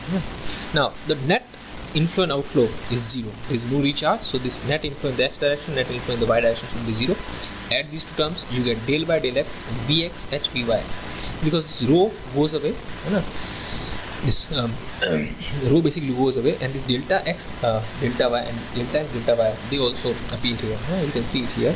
The minus del by del x of rho vx h delta y delta x minus del by del y of rho vy h delta x delta y equals to 0. This delta x delta y terms go away, rho also goes away, assuming incompressible flow, of course. And since it's a steady flow, del m by del t term 0, which used to be in the right hand side, this is also gone away. So we have del by del x vxh and vy h are the only terms remaining, and from the last law we have minus k del x by del x and minus k del h by del y. If you put it here, you get del square h square over del x square plus del square h square over del y square. This becomes del square h square equals to 0. That is the case of the steady unconfined groundwater flow. For the unconfined case, for the confined case, we remember it was del square h equals to 0, because we derived a general equation, and there were other terms also for the unsteady case, but for the steady case that also became 0. If you remember it carefully, this was the equation which we entirely derived using the compressibility factor and all those things. So this is the basic difference between these two. Now if you consider the recharge, so let's say there is R recharge term in meter cube per second, meter cube per second per meter square. So when we say meter cube per second per meter square, so recharge is usually, let's say, in the form of rainfall, and rainfall we know has a unit of millimeter per day, and length per time kind of thing. So we have delta y and delta x is the area. Now when we are doing this term delta mx plus delta my, and this was the mass entering from the x and y direction, and from z direction we have some inflow, mass inflow. Now what is that mass inflow? So this is in meter per time. When you multiply it with the area, this becomes meter. So meter per unit time, let's say meter per unit time multiplied by the area, meter square, that is delta x delta y. So you do it delta x delta y, and then you multiply by the density kg per meter cube. So meter cube gets cancelled out. So what you get is the kg per unit time. This is what's done here. So R multiplied by the area, meter per day, multiplied by meter square, becomes meter cube per unit time, per unit day, per unit second, whatever it is. This is volume per unit time, multiplied by the density becomes mass per unit time. This is also mass per unit time, and this is also mass per unit time, because the rho, delta x, delta y, they have not been cancelled yet. So now we can cancel it. Delta x, delta y remain here, delta x, delta y remain here, delta x, delta y remain here. And this rho term, now we can also remove this rho term also. So the equation remains is, this was the same in previous case. With the recharge, it also becomes equals to minus 2r by k terms comes in the recharge section. Right? So let's take a simple case, a general case. So the general equation is del square h square. In the 1D we are talking about. So h0 is the head here, h1 is the head in this side, and of course there is a recharge also going on. So we'll consider this equation del square h square over del square equals to minus 2r by k. This is again a constant term, it remains with this. So if you twice differentiate this equation, you get x square equals to minus r by k x square plus c1x plus c2. It's simple differentiation, not much difficult. You can follow this. Okay, now the time comes when we apply the limits, and the limits, you know what is the limit. So x equals to 0, we have h equals to h0, and x equals to L, we have h equals to h1. So these two limits you can put, and you can simply find the constants c1 and c2. So when you put x equals to 0, h equals to h0, you get c2 equals to h0 square, just like the previous case. X equals to L, you put h equals to h1, you get this kind of equation here. So you can solve for c1 to get this expression for the c1. So final expression for h square becomes this by substituting all these values. So c1 you can put here, and this is a constant again, and this is the value of c2. So this is an important equation for the unconfined flow. This is a profile, right? Now one thing you can notice here is this is a elliptical equation, kind of parabola. So we have a parabolic equation here. So at some place, let's say some a point, there will be hump. So hump means what? So this is the maximum head. So what does this mean is some water will be flowing back from here, and some will be flowing from here at this water table. This is the flow profile because of this uniform recharge. We have got this profile only because of the recharge. So some part of the water goes here, and some part of it goes on this side. Now how can we find this value? So we want to find is the maxima is that we want to find out. To find out the maxima, what do? We simply differentiate this equation and equate it to 0. So you have this equation, you can do it 2h dh by dx equals to, you put it equals to 0. So what do you get? Minus 2rx by k, single differentiation, minus this entire expression h0 square minus h1 square minus rl square by k over l. This entire equation equals to 0. So if you solve for this equation for x, so if you solve it for the x, you will get this expression as x a equals to L by 2 minus k by r, h0 square minus h1 square upon 2l. By simplification, you will get this expression. So at this location, this is also called the water divide location. The flow to the left of the divide will be to the upstream water body, and the flow to the right of the divide will be the downstream water body. Now again you can apply this unit width concept here also. So minus kh, so minus kia will be the discharge. So I is again dh by dx, k is same, area now becomes the h. So previously it was the b, now here it is the h, and the width, unit width is still the same, 1 unit perpendicular to the paper. When you put these values, h dh by dx, of course you can find by differentiating this equation. So you can get this expression. Try to differentiate this equation, not a big thing. So you get a minus k and h dh by dx. So you can differentiate. Let me show you. Write it here. So we have 2h dh by dx equals to minus 2rx over k minus. So this entire expression, so this entire expression, let me write some value, capital P I am writing here, capital P. This x just goes away when you differentiate this. Okay, so from this expression, what do you get? H dx will be equals to h dh by dx. So you get minus 2rx by, okay, this 2 gets cancelled, this remains only k, right? Minus rx by k minus p by 2, where this p is this entire expression, and you can see with this p we have this term 2 here, this is p by 2 minus rx by k, and of course this minus k term remains outside, and over simplification we get this expression when you multiply the terms. Now discharge at 0, that is the upstream flow discharge, that is from the hump water that is going this side, this is q0. So we were continuing with the qx equals to this one. So this q0 is equals to at x equals 0, you can get this expression, and at x equals to L also you can get this. You can just put these values and you get the q0 and q1 values. difficult task. Now without the recharge, nothing more to say. You can just remove the R term equal to 0. When you do the R term equal to 0, you'll get the profile equals to in this fashion. Simply h square minus h0 square equals to this case, and you can differentiate it and get the q value equals to this. I don't think it's difficult because you had this your q expression. You can just put the r equals to 0. You get k by 2l h0 square minus h1 square. K by 2l h0 square minus h1 square, and here also put the r term equals 0, and this entire term becomes this expression. All right. Now, if there is a tile drain problem, so this is also a case of an unconfined aquifer, right? So we have at here. So what is the case here? So we have some recharge going on. Aquifer permeability is given. We want to find the maximum head because of these two tile drains. So we are providing some drain system to a waterlogged area, so as to reduce the water table. So if you see the expression, the actual expression was without the recharge and with the recharge. So h square equals to minus rh square k and all these things. In this expression, this h0 and h1, these are the heads at these locations. For this case, this is your h0, this is your h1, and they both are assumed to be 0. If you put these two values, your h0 0, h1 0, h0 0, so this becomes your minus rl by k, and this is rx square by k.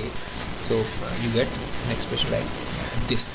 So if you differentiate it and equate to 0, we know the water table maximum will occur at a equals to L by 2 because these two are same, and the recharge is constant. By symmetry also you can see this will occur at the center, and you can also find the value of this HM. If you put x equals to L by 2, you will get this expression for the maximum height.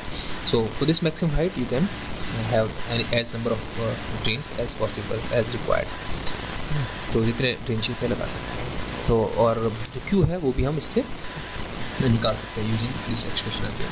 h0 and h1 square they are 0, so but only recharge term is there, of course. So the recharge term is your r into x minus L by 2.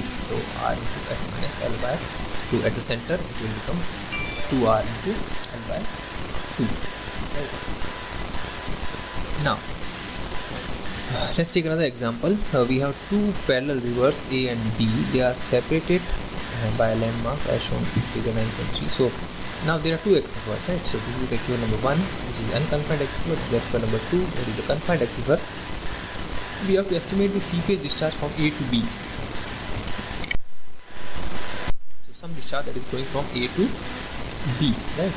So heads are given, this is h0, h1, everything is given, so we have to find the discharge. So discharge will be sum of two discharges, one from the unconfined and one from the confined aquifer. So there are two discharges. So for both of them we are given with the K1 and K2. Right. Alright. So let's do it one by one. So how do we solve it? So let's say your Q2, when we talk about Q2, this is your Q2, this is a confined case. In the case of confined aquifer, if you remember the equation 9.30, because for the confined case, 9.30, this was the equation. The discharge was h0 minus h1, h0 minus h1, that is the head, divided by L kb. This is what we are using here. h0 minus h1 over L into kb. This is the discharge from the confined case. Now what is h0? 35 meter, the entire head. 15 meter, the entire head, that is h1. L is 3000 meter, 3 kilometers. K2 is 10 meter per day, and B is 10 meter. This is the thickness of the confined aquifer. You put it here, all the data, h0 minus h1 L kb, you get this meter cube per day per meter width. This is the discharge flowing through this section. Now for the unconfined aquifer, so you cannot have a equivalent hydraulic conductivity because there are two different units. One is confined and one is unconfined, so discharge formulas are different in this case. So Q1 is equals to h0 square minus h1 square by 2L into K. So there is no recharge case, so this is the Q1 term here again. So h0 for this case you can get by subtracting it from the 10. So 35 minus 10 will be the head for the this one aquifer, and 15 minus 10 will be the head the downstream location, 15.5 meters. Length is same, K1 is different. Put these values, you get Q2. So the total discharge from A to B will be sum of these two discharges, Q1 and Q2, and you can just simply add it to get total discharge. I don't think it's a difficult question. Now this is a case of river flowing. So the case is, we have an unconfined aquifer. The K is given to us. It is situated on the top of horizontal impervious layer. So this impervious layer is given. Two parallel water bodies. So this one is this body and then is this water body, M and N, named as M and N. They are 1200 meters apart. So the distance between these two water bodies is 1200 meters. The water surface elevations of M and N above the horizontal impervious bed are 10 and 8. So this is 10 meter given and this is 8 meter given. If there is a uniform recharge at the rate of, so recharge is also given at the rate of 0.002 meter cube per day per meter square, that is meter per day is given. So we have to find the water table profile, the location and elevation of the water table divide, that is A, the seepage discharge into the lake, and the recharge rate at which the water table divide coincides with the upstream. So this location comes to the upstream, edge of the aquifer, and the total seepage flow per unit width of the aquifer at this recharge rate. So let's consider this. So let's write down the terms. So H0 is 10 meter, correct? H1 is 8 meter. The recharge is 0.002 meter per day, and length is 1200 meters, and K is 5 meter per day. Which equation will we apply to find the water table profile? We'll apply this equation in this case like this. So what is this equation? We have H0 equals to, so this H square equals to this entire expression minus Rx square by K, H0 square minus H1 square, and all these terms. That's how we apply. This is the expression 9.37. So this expression we apply. Do we have all the terms? R 0.002, the K value is 5, X square minus L value 1200, H0 square 10 square, H1 square 8 square, R 0.002, L square 1200 square, K is again 5 for this case, X plus H0 square 10 square. A simple parabolic equation. This was the first question that was asked. Now location of water table divide, we will again apply this formula here for the water table divide. A equals to 9.38, A equals to L by 2 minus K by R, H0 square minus H1 square upon 2L. L by 2 minus K by R, H0 square minus H1 square upon 2L. What do we get? 1200 upon 2 minus K is 5 over 0.002, then H0 10, H1 8, 2 into 1200, you get 562.5 meter. So at 562.5 meter you get the value of A, that is the water divide. Now what is the maximum water location? You can also get the maximum water location from this expression. HM has not been solved here, but what you can do is you can put the value of A in this equation to get the value of HM. So you can put the value of A in this equation. 0.004, X is 562.5 meter plus 0.45, 562.5 plus 100, this gives you 226.56. And is the height, that is 15.05. Of course you take the root because it is HM square. Now you want to find the discharge per width of the aquifer, and this is the expression, general expression given in 9.39. Put all the values. So at x equals to 0, so you want the discharge in the upstream section, you put x equals to 0, so x just goes away. You get this expression. R is given, L is given, K is 5, H0, H1 they are given, L is 1200. You get the value of minus 1.125 meter cube per day, because it's in the negative side you are getting. So you assume the discharge in this side and you are getting discharge in the negative side. That's how it is discharging to the left side. At x equals to L, you have, so from this hump there is one discharge, this is Q0, and there is another discharge, this is QL. So QL at the L location you can also get by putting the value x equals to L. We will get this 1.275. Not a difficult task, you just put x equals to L. This here also x equals to L. So you will get this value. Now what the question says is you want to find the recharge rate. This recharge rate is actually balancing this profile. You want to find the recharge rate at which the water table divide coincides with the upstream edge. So this A becomes 0. This has to become 0. So this A expression you equate to 0. So L by 2 equals to this expression, K by R, H0 square minus H1 square by 2L. So of course all these values are given to you except the recharge value. So recharge can be solved in terms of like this. K is 5, L 1200, H0, H1 square are given. So you get this recharge rate. So you got the first answer. The second answer will be what is the value of QL. So you'll have Q0 equals to 0 because A is 0. So only term remains is QL, which can be found using any expression. So use any expression you want. Okay, so this becomes R into L. Now the new topic, that is the wells. So wells are the most important mode of groundwater extraction. So whenever we need water from the aquifer, we use the wells. Wells are used in a number of different applications. They find extensive use in water supply. So there are some terms when we talk about the terms. Pumping is called when we take out water from the well, that is called the pumping of the well. So these are some observation wells. This is a major well, and some observation wells may be drilled nearby the vicinity of the actual well to check the level of those wells. This H is the you call it as the head of water level in the unconfined aquifer. So this is we are talking about the unconfined aquifer. So this is, let's say, screen level here. The screen is there, and this is called the drawdown curve. It's a cone of depression. It is formed because of this drawdown curve. Okay, so there are two terms. One is the H, which is measured from the watermost level of the aquifer, and one is the drawdown, which is measured from the horizontal surface or from the capital H. That was the level that was initially. And this term called radius of influence. So that is the point when this cone of depression becomes horizontal. So theoretically this term has to be equals to 0. Infinite. At infinite, this curve will become parallel to the horizontal slope. This is a cone of depression. And this is the water table.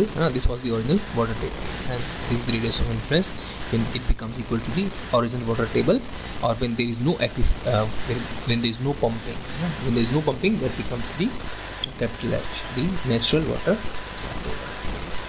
Now let's take a case of the confined flow. So let's say we have a confined aquifer. So instead of the water table, we have the heads. So let's say this is the piezometric surface. That was initial piezometric surface. This is the H. This H is the head at some value R, at some distance R. This is the radius of the well is, let's say, RW. This HW is the head at the well, and this SW is the drawdown at the well. S1, S2 are the drawdowns at some distances R1 and R2. This B is the aquifer thickness. Now Q is the pumping rate, of course, that is going out. Diameter is 2RW, radius is RW. So let's see, from the Darcy's law, we know, so that we know that the velocity equals to K into I. Now K is same here. So if, let's say, I take the top view, so let's say this is your well. So the velocity is coming all through this direction. This is your well, and in the well you are having a pumping perpendicular to the page. So if you have taken a point here at a distance of R, so there is a circle around this. The circle is represented in terms of this over this location. So the velocity v over this point, this will be, so the direction that we are assuming now here is the radial. We are assuming a radial direction. So this your v will be equals to k into I, and where I will be equals to dh by dr. So h is changing here. This is the slope. H is changing with r, right? Okay, so vr equals to k into dh by dr, right? Okay, now so we have VR. So what is the discharge pump? So what is the Q? So we are taking out some Q from this well, right? So let's see. So what is the area of this particular influential area? So this becomes a cylindrical area having a perimeter of 2 pi r, and this circle has a perimeter 2 pi r, and when you multiply by the b, this becomes a cylindrical area in front of the water. So water enters in the cylindrical form. See it here. This is a well here being dug. So through all these directions, the water is entering in this aquifer. All this direction. Of course, it's a confined aquifer, so it will be only for the thickness of the B. So we have the 2 pi r B multiplied by k dh by dr. This is the velocity into area becomes the discharge. And this Q, of course, we know is the pumping rate. So this Q will be equals to whatever is the water flowing inside this. Yes. Now, so if you just simplify this equation, Q by 2 pi kb dr by r equals to dh, just try to integrate it. This becomes log r2 by r1 equals to h2 minus h1, and the Q becomes 2 pi kb h2 minus h1 over log of r2 by r1. This is known as the famous Thiems equation. So heads at h2 and h1. So heads at some location h1 and h2. The radius are r1 and r2. Now this heads h1 h2 can also be written in the form of h minus h1 and h minus h2, because h was the initial level. So H minus H1 will be your S1. So instead of H2 minus H1, you can also write S1 minus H2. This is another form of the equation. Usually we know the drawdowns of it. Also we can use the term like S equals to 0. At S equals to 0 we have R2 equals to R. So when R2 reaches R, the radius of interference, the drawdown will become 0, and H2 equals to H at the wall. So this is radius of interference. You have H2 equals to H, and at the wall radius RW, we can know the drawdown SW. Now if you put these equations, S1 minus S2, so your S2 becomes 0, S1 becomes SW, R1 becomes RW, and R2 becomes your R. So this equation can be reduced in this form. This KB has been changed to the transmittivity. So you have the equation 2 pi T SW, this we can know at the well, log of R by RW. RW we definitely know, SW we can know. R is the important term that we have to find out. So if you know the R, you can get the value of discharge. Now an example, let's take an example. A 30 centimeter diameter well that completely penetrates a confined aquifer. So the confined aquifer, this B is given to us, 30 centimeter, has a coefficient of permeability of 45 meter per day. The length of the strainer is 20 meter. Oh, this is the well diameter, sorry, not the beam. It's the diameter of the well, and this is the length of the strainer, that means the thickness of the aquifer. So this is the strainer thickness. So this is your B equals to 20 meters. Now there is a steady state of pumping. The drawdown is found to be 3 meters. So we are given with SW equals to 3 meter, and the R is given now. In this question we are given the R. So we can simply directly apply this formula, 2 pi T SW log R by RW. What do we have to find? We have to find the discharge. We have to find the discharge. What are given? 2 pi are known, of course. This T value, so T value is not given, but we are given with the coefficient of permeability K, and B is also given. B is your 20 meters. Multiply them, you get KB equals to this value. This T you can put here. Value SW is 3 meters given. SW R 300, the capital R, RW 0.15. Solve it, you can convert into 10 meters. Let's take another example. For the well in the previous case, the same case, we have to calculate the discharge if the well diameter is 45 centimeters. So previously the well diameter was 30 centimeters. Now the RW is 45 centimeters. All other data is same. This first case says if you change the well diameter, you remember the formula. If you take Q1 and Q2, just like this.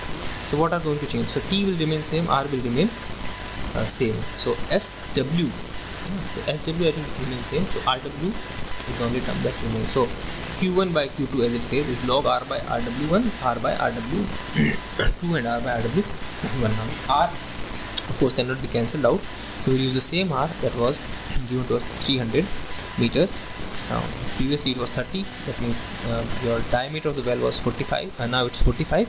That becomes 0.225 as the RW, new RW. You can place these values, compare it. Simply you will get 1637. Nothing complicated.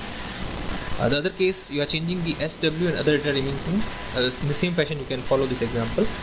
Now these terms are cancelled out, only terms remains are SW. So Q1 by Q2 becomes SW1 by SW2, and you get the value of.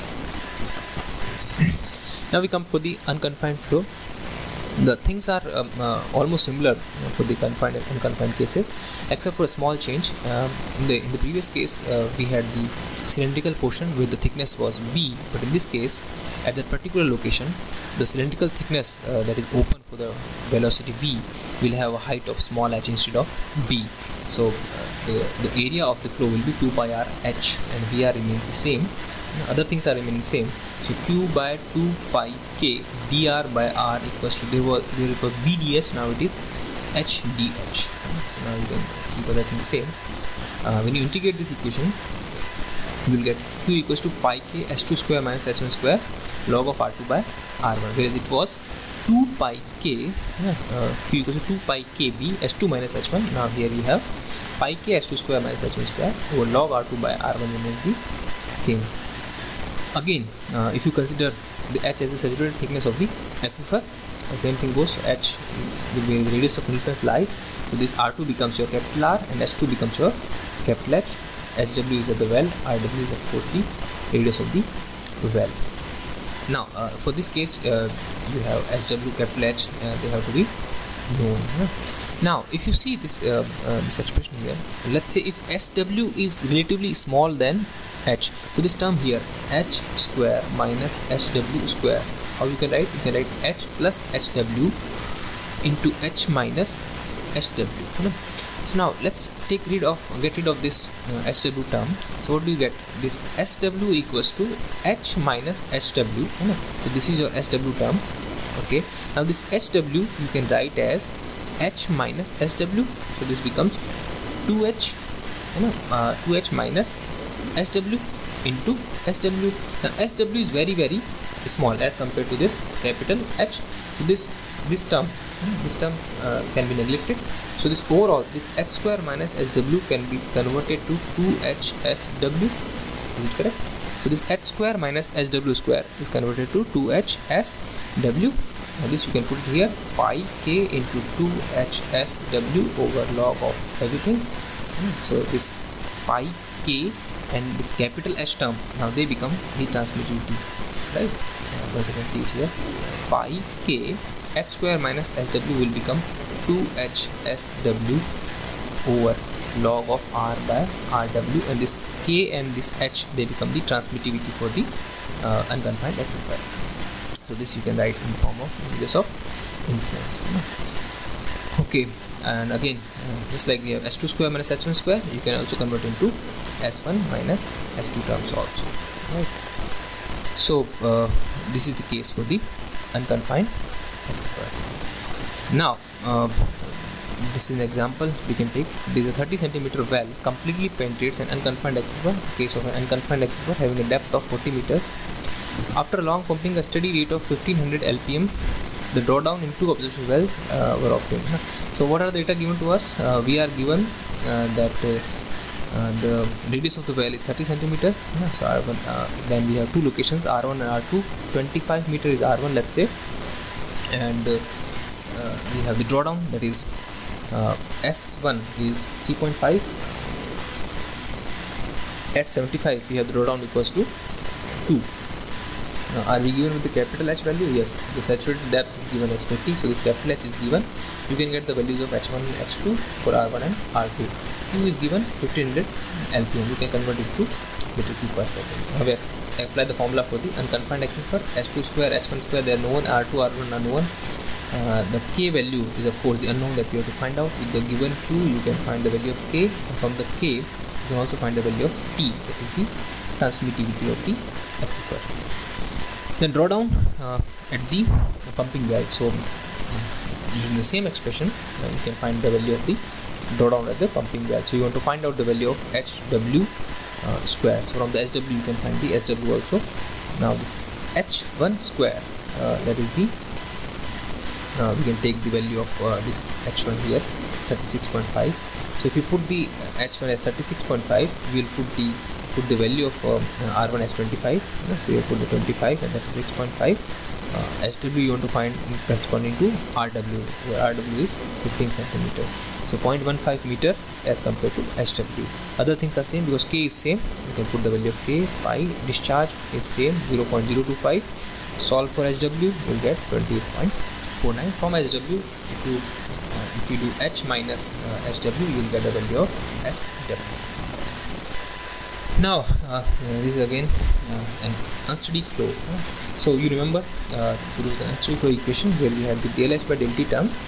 So in general, if you convert that polar, that Cartesian equation into polar form, you get del square H by del R square plus 1 by R del H by del R equals to S by T del H by del T. So this equation is an unsteady flow equation. So there is no as such analytical solution, but there is an the Thies in 1935 we gave a formula for the drawdown using this equation, and the formula goes like this: S is equals to Q by 4 pi T integration U to infinity e raised to power minus 2 over U du. This integral here is a complicated function known as the well function.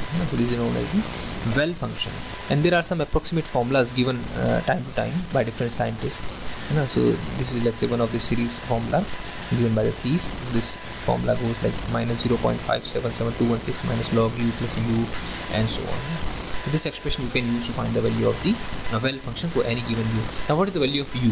When you're talking about the u is your r square s by 4t t, where s is your storage coefficient, s is your storage coefficient, r is the distance from the well, t is the transmittivity, and t is a particular time that we're talking about. So you can see as the time becomes large, u becomes very small. If the u becomes very small, everything becomes small, so this becomes a constant value. Am I correct? So that becomes a kind of steady drawdown. See again, this is the value of u, r square s by 4tt. If time becomes very large, u becomes very small. If u is small, all these terms become negligible. So only thing you get is this is a constant value. This is a constant value, so you get s as a constant value. The same thing goes for the r, right? So you're getting my point here, right? Now, so using the value of u, you can find the value of s. So let's say you use only the this one expression, the one solution, one kind of solution is given, how you can do it. So they say that if you neglect for the smaller values, only the first two terms can be used. If u is very small, 0.01, less than 0.01, then all these terms can be neglected. So by neglecting those terms, you can write this in this form. So your s becomes q by 4 pi t 0.5772 minus log of r square s by 4t t. Now if you convert, so if you convert this in the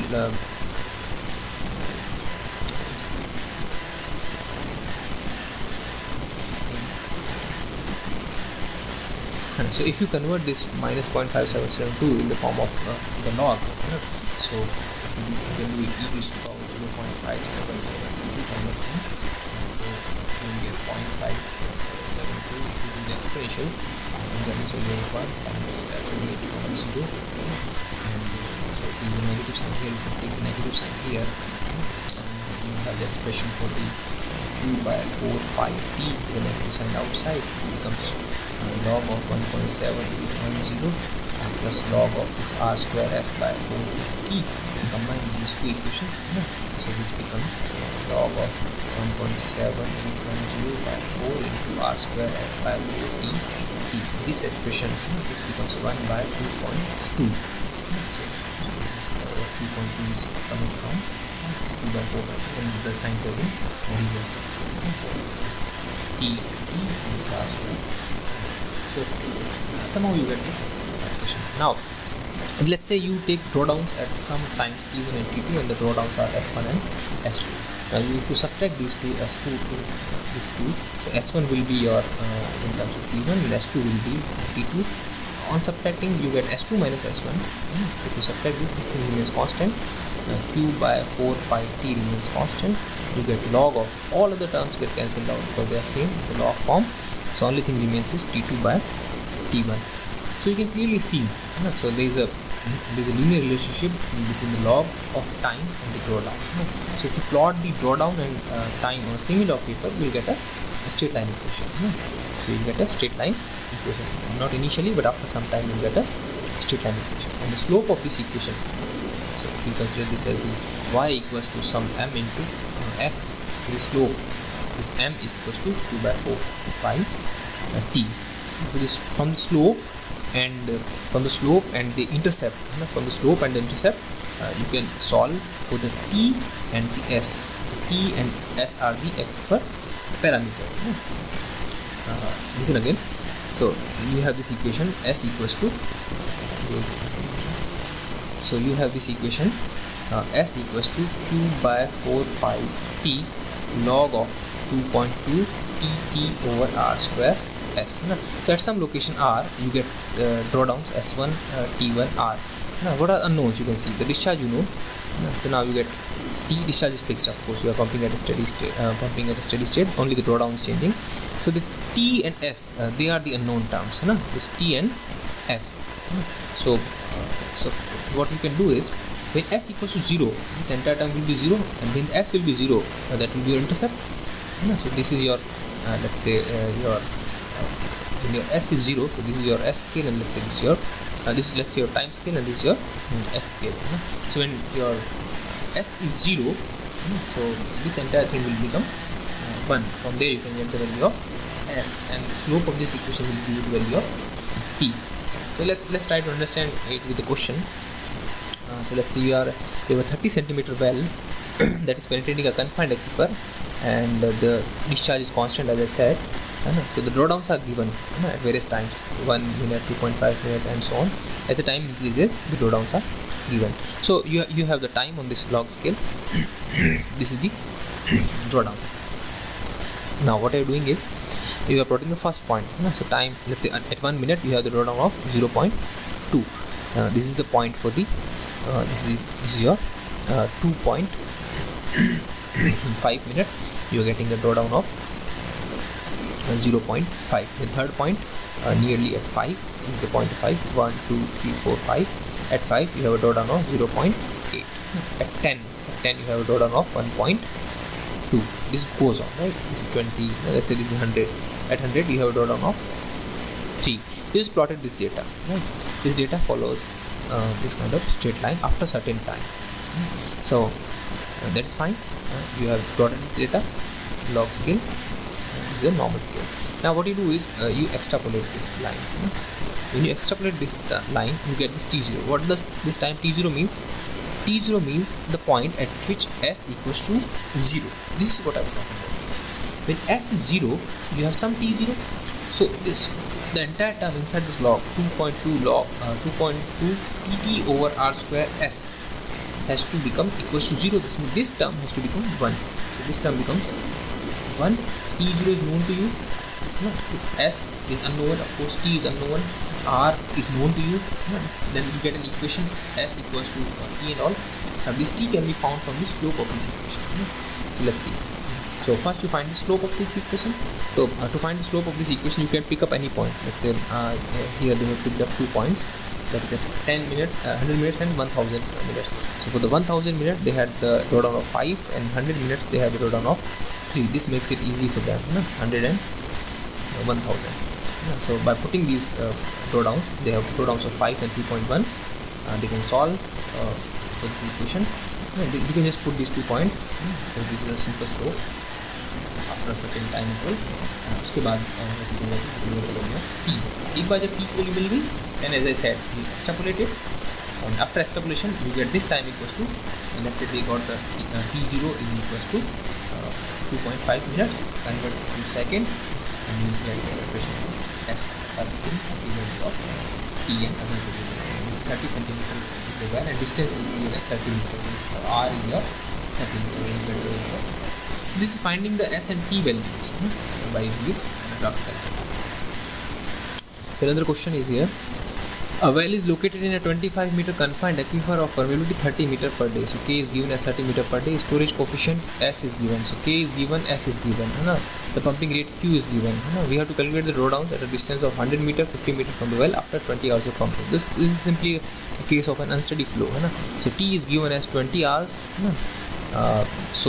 This capital T you can find out from KB, because B is given 25 meter confined aquifer. So you multiply this B with the Hadley conductivity K, you get the transmittivity value. Now the first thing you have to do is you have to calculate the value of U. U is given by R square S by 4 TT. What is R? R is the distance that is given as 100 meter. Put 100 here. What is value of S? S is the storage coefficient that is given to you. The storage coefficient is 0.005. You put it here. 4. What is capital T? Capital T is transmittivity. You just calculate it. Put it here. Then your small t, that is the 20 hours. After 20 hours, for all these values, you get a value of 0.02. Now from this U value, you can get the value of WU. So there are of course some graphs also, but you can also simply use this particular equation. Apply this equation to get the value of well function, that is 3.3547. Now this S100 will be Q by 4 pi T into the well function. Once you got the well function, multiply it by Q by 4 pi T. Q is given as 1750 liter per minute. So you can convert it to LPS. 4 pi T is calculated W. Now again, अगर 50 metre की बात कर रहा है तो R change हो गया, R change हो गया तो U चेंज हो गया. Then again you calculate a new well function, new S50. So this can be done easily. Then there is another method to find the Q and T, that is the recovery test. If you consider it like this, let's say you are pumping this well for a certain time. So because of the pumping, the drawdown is increasing, right? At a certain time t1, let's say you stop the pumping at this location, and after you stop the pumping, the water level again will start to rise. So what it is seen that this curve and this curve, they are pretty much in the similar shape, except that it is going down, it is going up. You can just mirror image them and they look exactly similar. Their slope and everything is equal to each other. Had it been a linear equation, it would go with 45 degree, it will come back with the 45 degree. If let's say it goes with 30 degree, it will come back at the 30 degree. That is what the feature is. Okay, so the drawdown at this point, this is sum of two terms. One is the we don't know what this drawdown is, but what we certainly know is इसको इस तरह समझते हैं ना. Let's see. So let's say ये मेरा drawdown हो रहा है ना. After certain time we started pumping, तो इसको ऐसे समझते हैं ना. So यहाँ से t टाइम में drawdown हो रहा है continuously, है ना. So at any time t there is a drawdown going on. मैं इस पॉइंट पे खड़ा हूँ, ठीक है. मुझे इसकी वैल्यू निकालनी, ठीक है. तो इसकी जो वैल्यू होगी ना, वो व्हाट आई कैन से इज दिस इज, अगर मैं ये पूरा निकाल के इसको सब्ट्रैक्ट कर दूँ तो मुझे मिल जाएगा, है ना. सो जैसे मैंने कहा कि इसका कर्व और इसका कर्व ऑलमोस्ट सेम है ना. तो यहाँ से अगर 5 मिनट के बाद में जो वैल्यू आ रही है वो यहाँ से 5 मिनट के इक्विवेलेंट है. तो what does it mean is, ये मान लो कि वो वेल पूरी तरह से पंप हो रहा है और उसके बाद आपने उसमें जो है क्यू डिस्चार्ज का फ्लो जो है इनफ्लो करना शुरू कर दिया. फिर से समझते हैं, मेरे पास एक वेल है जिसमें मैं क्यू पंपिंग कर रहा था, ठीक है.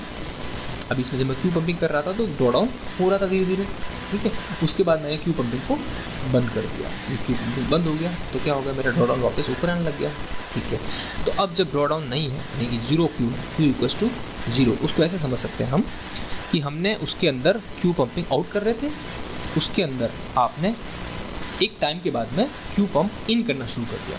जब क्यू पंप आउट और क्यू पंप इन को जोड़ेंगे तो Q pump will become equals to zero. Am I right? So draw down at any particular time, है ना, after this certain interval is draw down because आप pumping out कर रहे थे, माइनस ड्रॉ डाउन आप पंपिंग इन कर रहे हैं. अभी सी W अगर प्लस है तो पंपिंग आउट कर रहे हैं और W माइनस है तो पंपिंग इन कर रहे हैं. बट पंपिंग आउट जो चल रहा था वो t टाइम तक चल रहा था और पंपिंग इन शुरू हुआ आफ्टर सर्टेन t1 टाइम. तो इस WU डैश हम यूज में लेंगे, है ना, एस डैश के लिए. तो your t dash is the time after the t1, right. जब पंपिंग स्टॉप होगी उसके बाद में आपका t डैश शुरू होगा, है ना. This is the equation.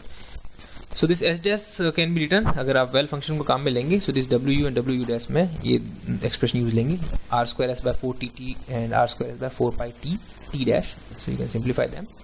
So this s dash, है ना, this s dash, these are all s dash values, they are a function of t by t dash, है ना. s जो फंक्शन था वो t का फंक्शन था और s डैश जो है function t by t dash का. जो t जो है वो एक्चुअल टाइम है और t डैश है time after the pumping is stopped, है ना. So using these values of t by t dash, you can get the value of q and t. So let's take an example. You will be able to understand this much better by the example. यहाँ पे एक recovery test किया गया है ना. So pumping was at random rate of uniform rate of 1200 meter square per day. So this q is fixed, है ना. This q is fixed. Right? Now it was stopped after 210 minutes of pumping. 210 minute के बाद में pumping stop कर दी इन्होंने, है ना. So you are given with t1 equals to 210 minutes, है ना. So after the pumping is stopped आपके पास में ड्रॉ डाउन है ना. These are the values of s dash, है ना. So now what you want to make a plot of s dash and t by t dash. So on the log axis now you put the t by t dash and on the y axis you put the s dash, not the actual s. अब s dash की value क्या fix है, 0.7, 0.55, 0.45, 0.3, 0.25, 0.19, 0.15 and 0.1. So these all values are fixed. ये 2, 5, 10, 20, 40, 90, 150, 210 ये क्या है, ये है after the pumping is stop. तो पंपिंग स्टॉप हुई थी 210 मिनट पे, उसके बाद में ये टाइम नोट किए गए थे 212 पे, 217 पे, ये वो टाइम से, है ना. This is after the pumping stop. The T dash की वैल्यू ये है और एक्चुअल टी क्या है, एज ए सेड 210 में जोड़ लीजिए, 212, 215, 220 ये सब उसमें जोड़ लिया आपने. T after pumping stop, actual T आपने पंपिंग स्टॉप करने का टाइम उसमें जोड़ लिया, दोनों का रेशियो किया हमने और ये एक्चुअल एस डैश है, इसको हमने प्लॉट कर लिया. Now when you plot it, इसका आप क्या निकाल सकते हैं, स्लोप निकाल सकते हैं. तो what is the slope of this line, will give you definitely slope will give you the value of this expression q by 4 pi t. If you find the slope, you will get the value of t. This t you can find out, not the value of s. Now there is something called well losses. In general, the well losses are due to head drop required to process the laminar flow. One is the laminar porous media flow की वजह से होता है, other is due to turbulent flow, and third is due to well stream. तो जो पानी का flow होता है एक लैमिनार रीजन में हो रहा है, एक टर्बुलेंट में हो रहा है जो नजदीक में हो रहा है, और एक जो है स्क्रीन के ऊपर जो लॉस हो रहा है वो 3। तो 3 तरह के लॉसेस होते हैं, ठीक है। जो वेल लॉसेस अगर बात करें WL जो लेमिनार में होते हैं वो Q के प्रोपोर्शनल होते हैं, तो इतने जैसे डिस्चार्ज की रेट के प्रोपोर्शनल होते हैं, और जो स्क्रीन के लॉस हैं या टर्बुलेंट लॉसेस हैं वो Q² के प्रोपोर्शनल होते हैं। तो इन जनरल जो ड्रॉडाउन होता है वो C1Q प्लस C2Q² का एक फंक्शन हम मान सकते हैं इन जनरल, है ना, because of all these drawdowns. So this is a simple expression for the, so this C2Q² is the your well loss term. There is something called specific capacity, nothing but it is a ratio of the discharge and the drawdown in the well. So you can use the expression for the confined place or the confined place. So we have seen the expression. So Q by SW will become 2 pi log of R by W into Q. So it is a function of transmittivity. अगर आप unsteady flow की बात करेंगे, so you can get this expression for the SW, because your SW, if you remember it, from the previous equation, you had the expression of SW from the unsteady flow. It was the SW is Q by 4 pi T in the well function. So Q by 4 pi T into SW is your Q by 4 pi T. So SW was Q by 4 pi T into well function, and if you do the Q by 4 pi T, you will get 4 pi T, and this expression is coming from the well function approximation. And SW from the well loss is C1Q plus C2Q², including the C1Q plus C2Q². So SW is C1Q plus C2Q², and your C1 C1 is your well function over 4 pi T into Q. So this C1 is well function over 4 pi T, and this is coming from the well function term, and C2Q, because C2Q², one Q gets cancelled, you get C2Q. Then there is groundwater recharge. So there can be natural recharge because of the rainfall or any kind of infiltration and all those things, surface water from the river. And then there can be artificial recharge. How we can increase the artificial recharge? Of course, there are a number of methods. Injection well कर सकते हैं, flooding कर सकते हैं, artificial recharge, rainwater harvesting कर सकते हैं, available water groundwater quality improve कर सकते हैं. So these all things we can do with the recharge. Now what are the how we can estimate the recharges? One is the groundwater level fluctuation and specific yield method. इसमें हम क्या कर रहे हैं? हम water balancing कर रहे हैं basically, है ना. So this is the yield, area, specific yield, and H is the head difference. That is the fluctuation, water level fluctuation, is equals to RG is the gross recharge due to rainfall. DG is the water draft that is lost, है ना, जो हमने use कर लिया.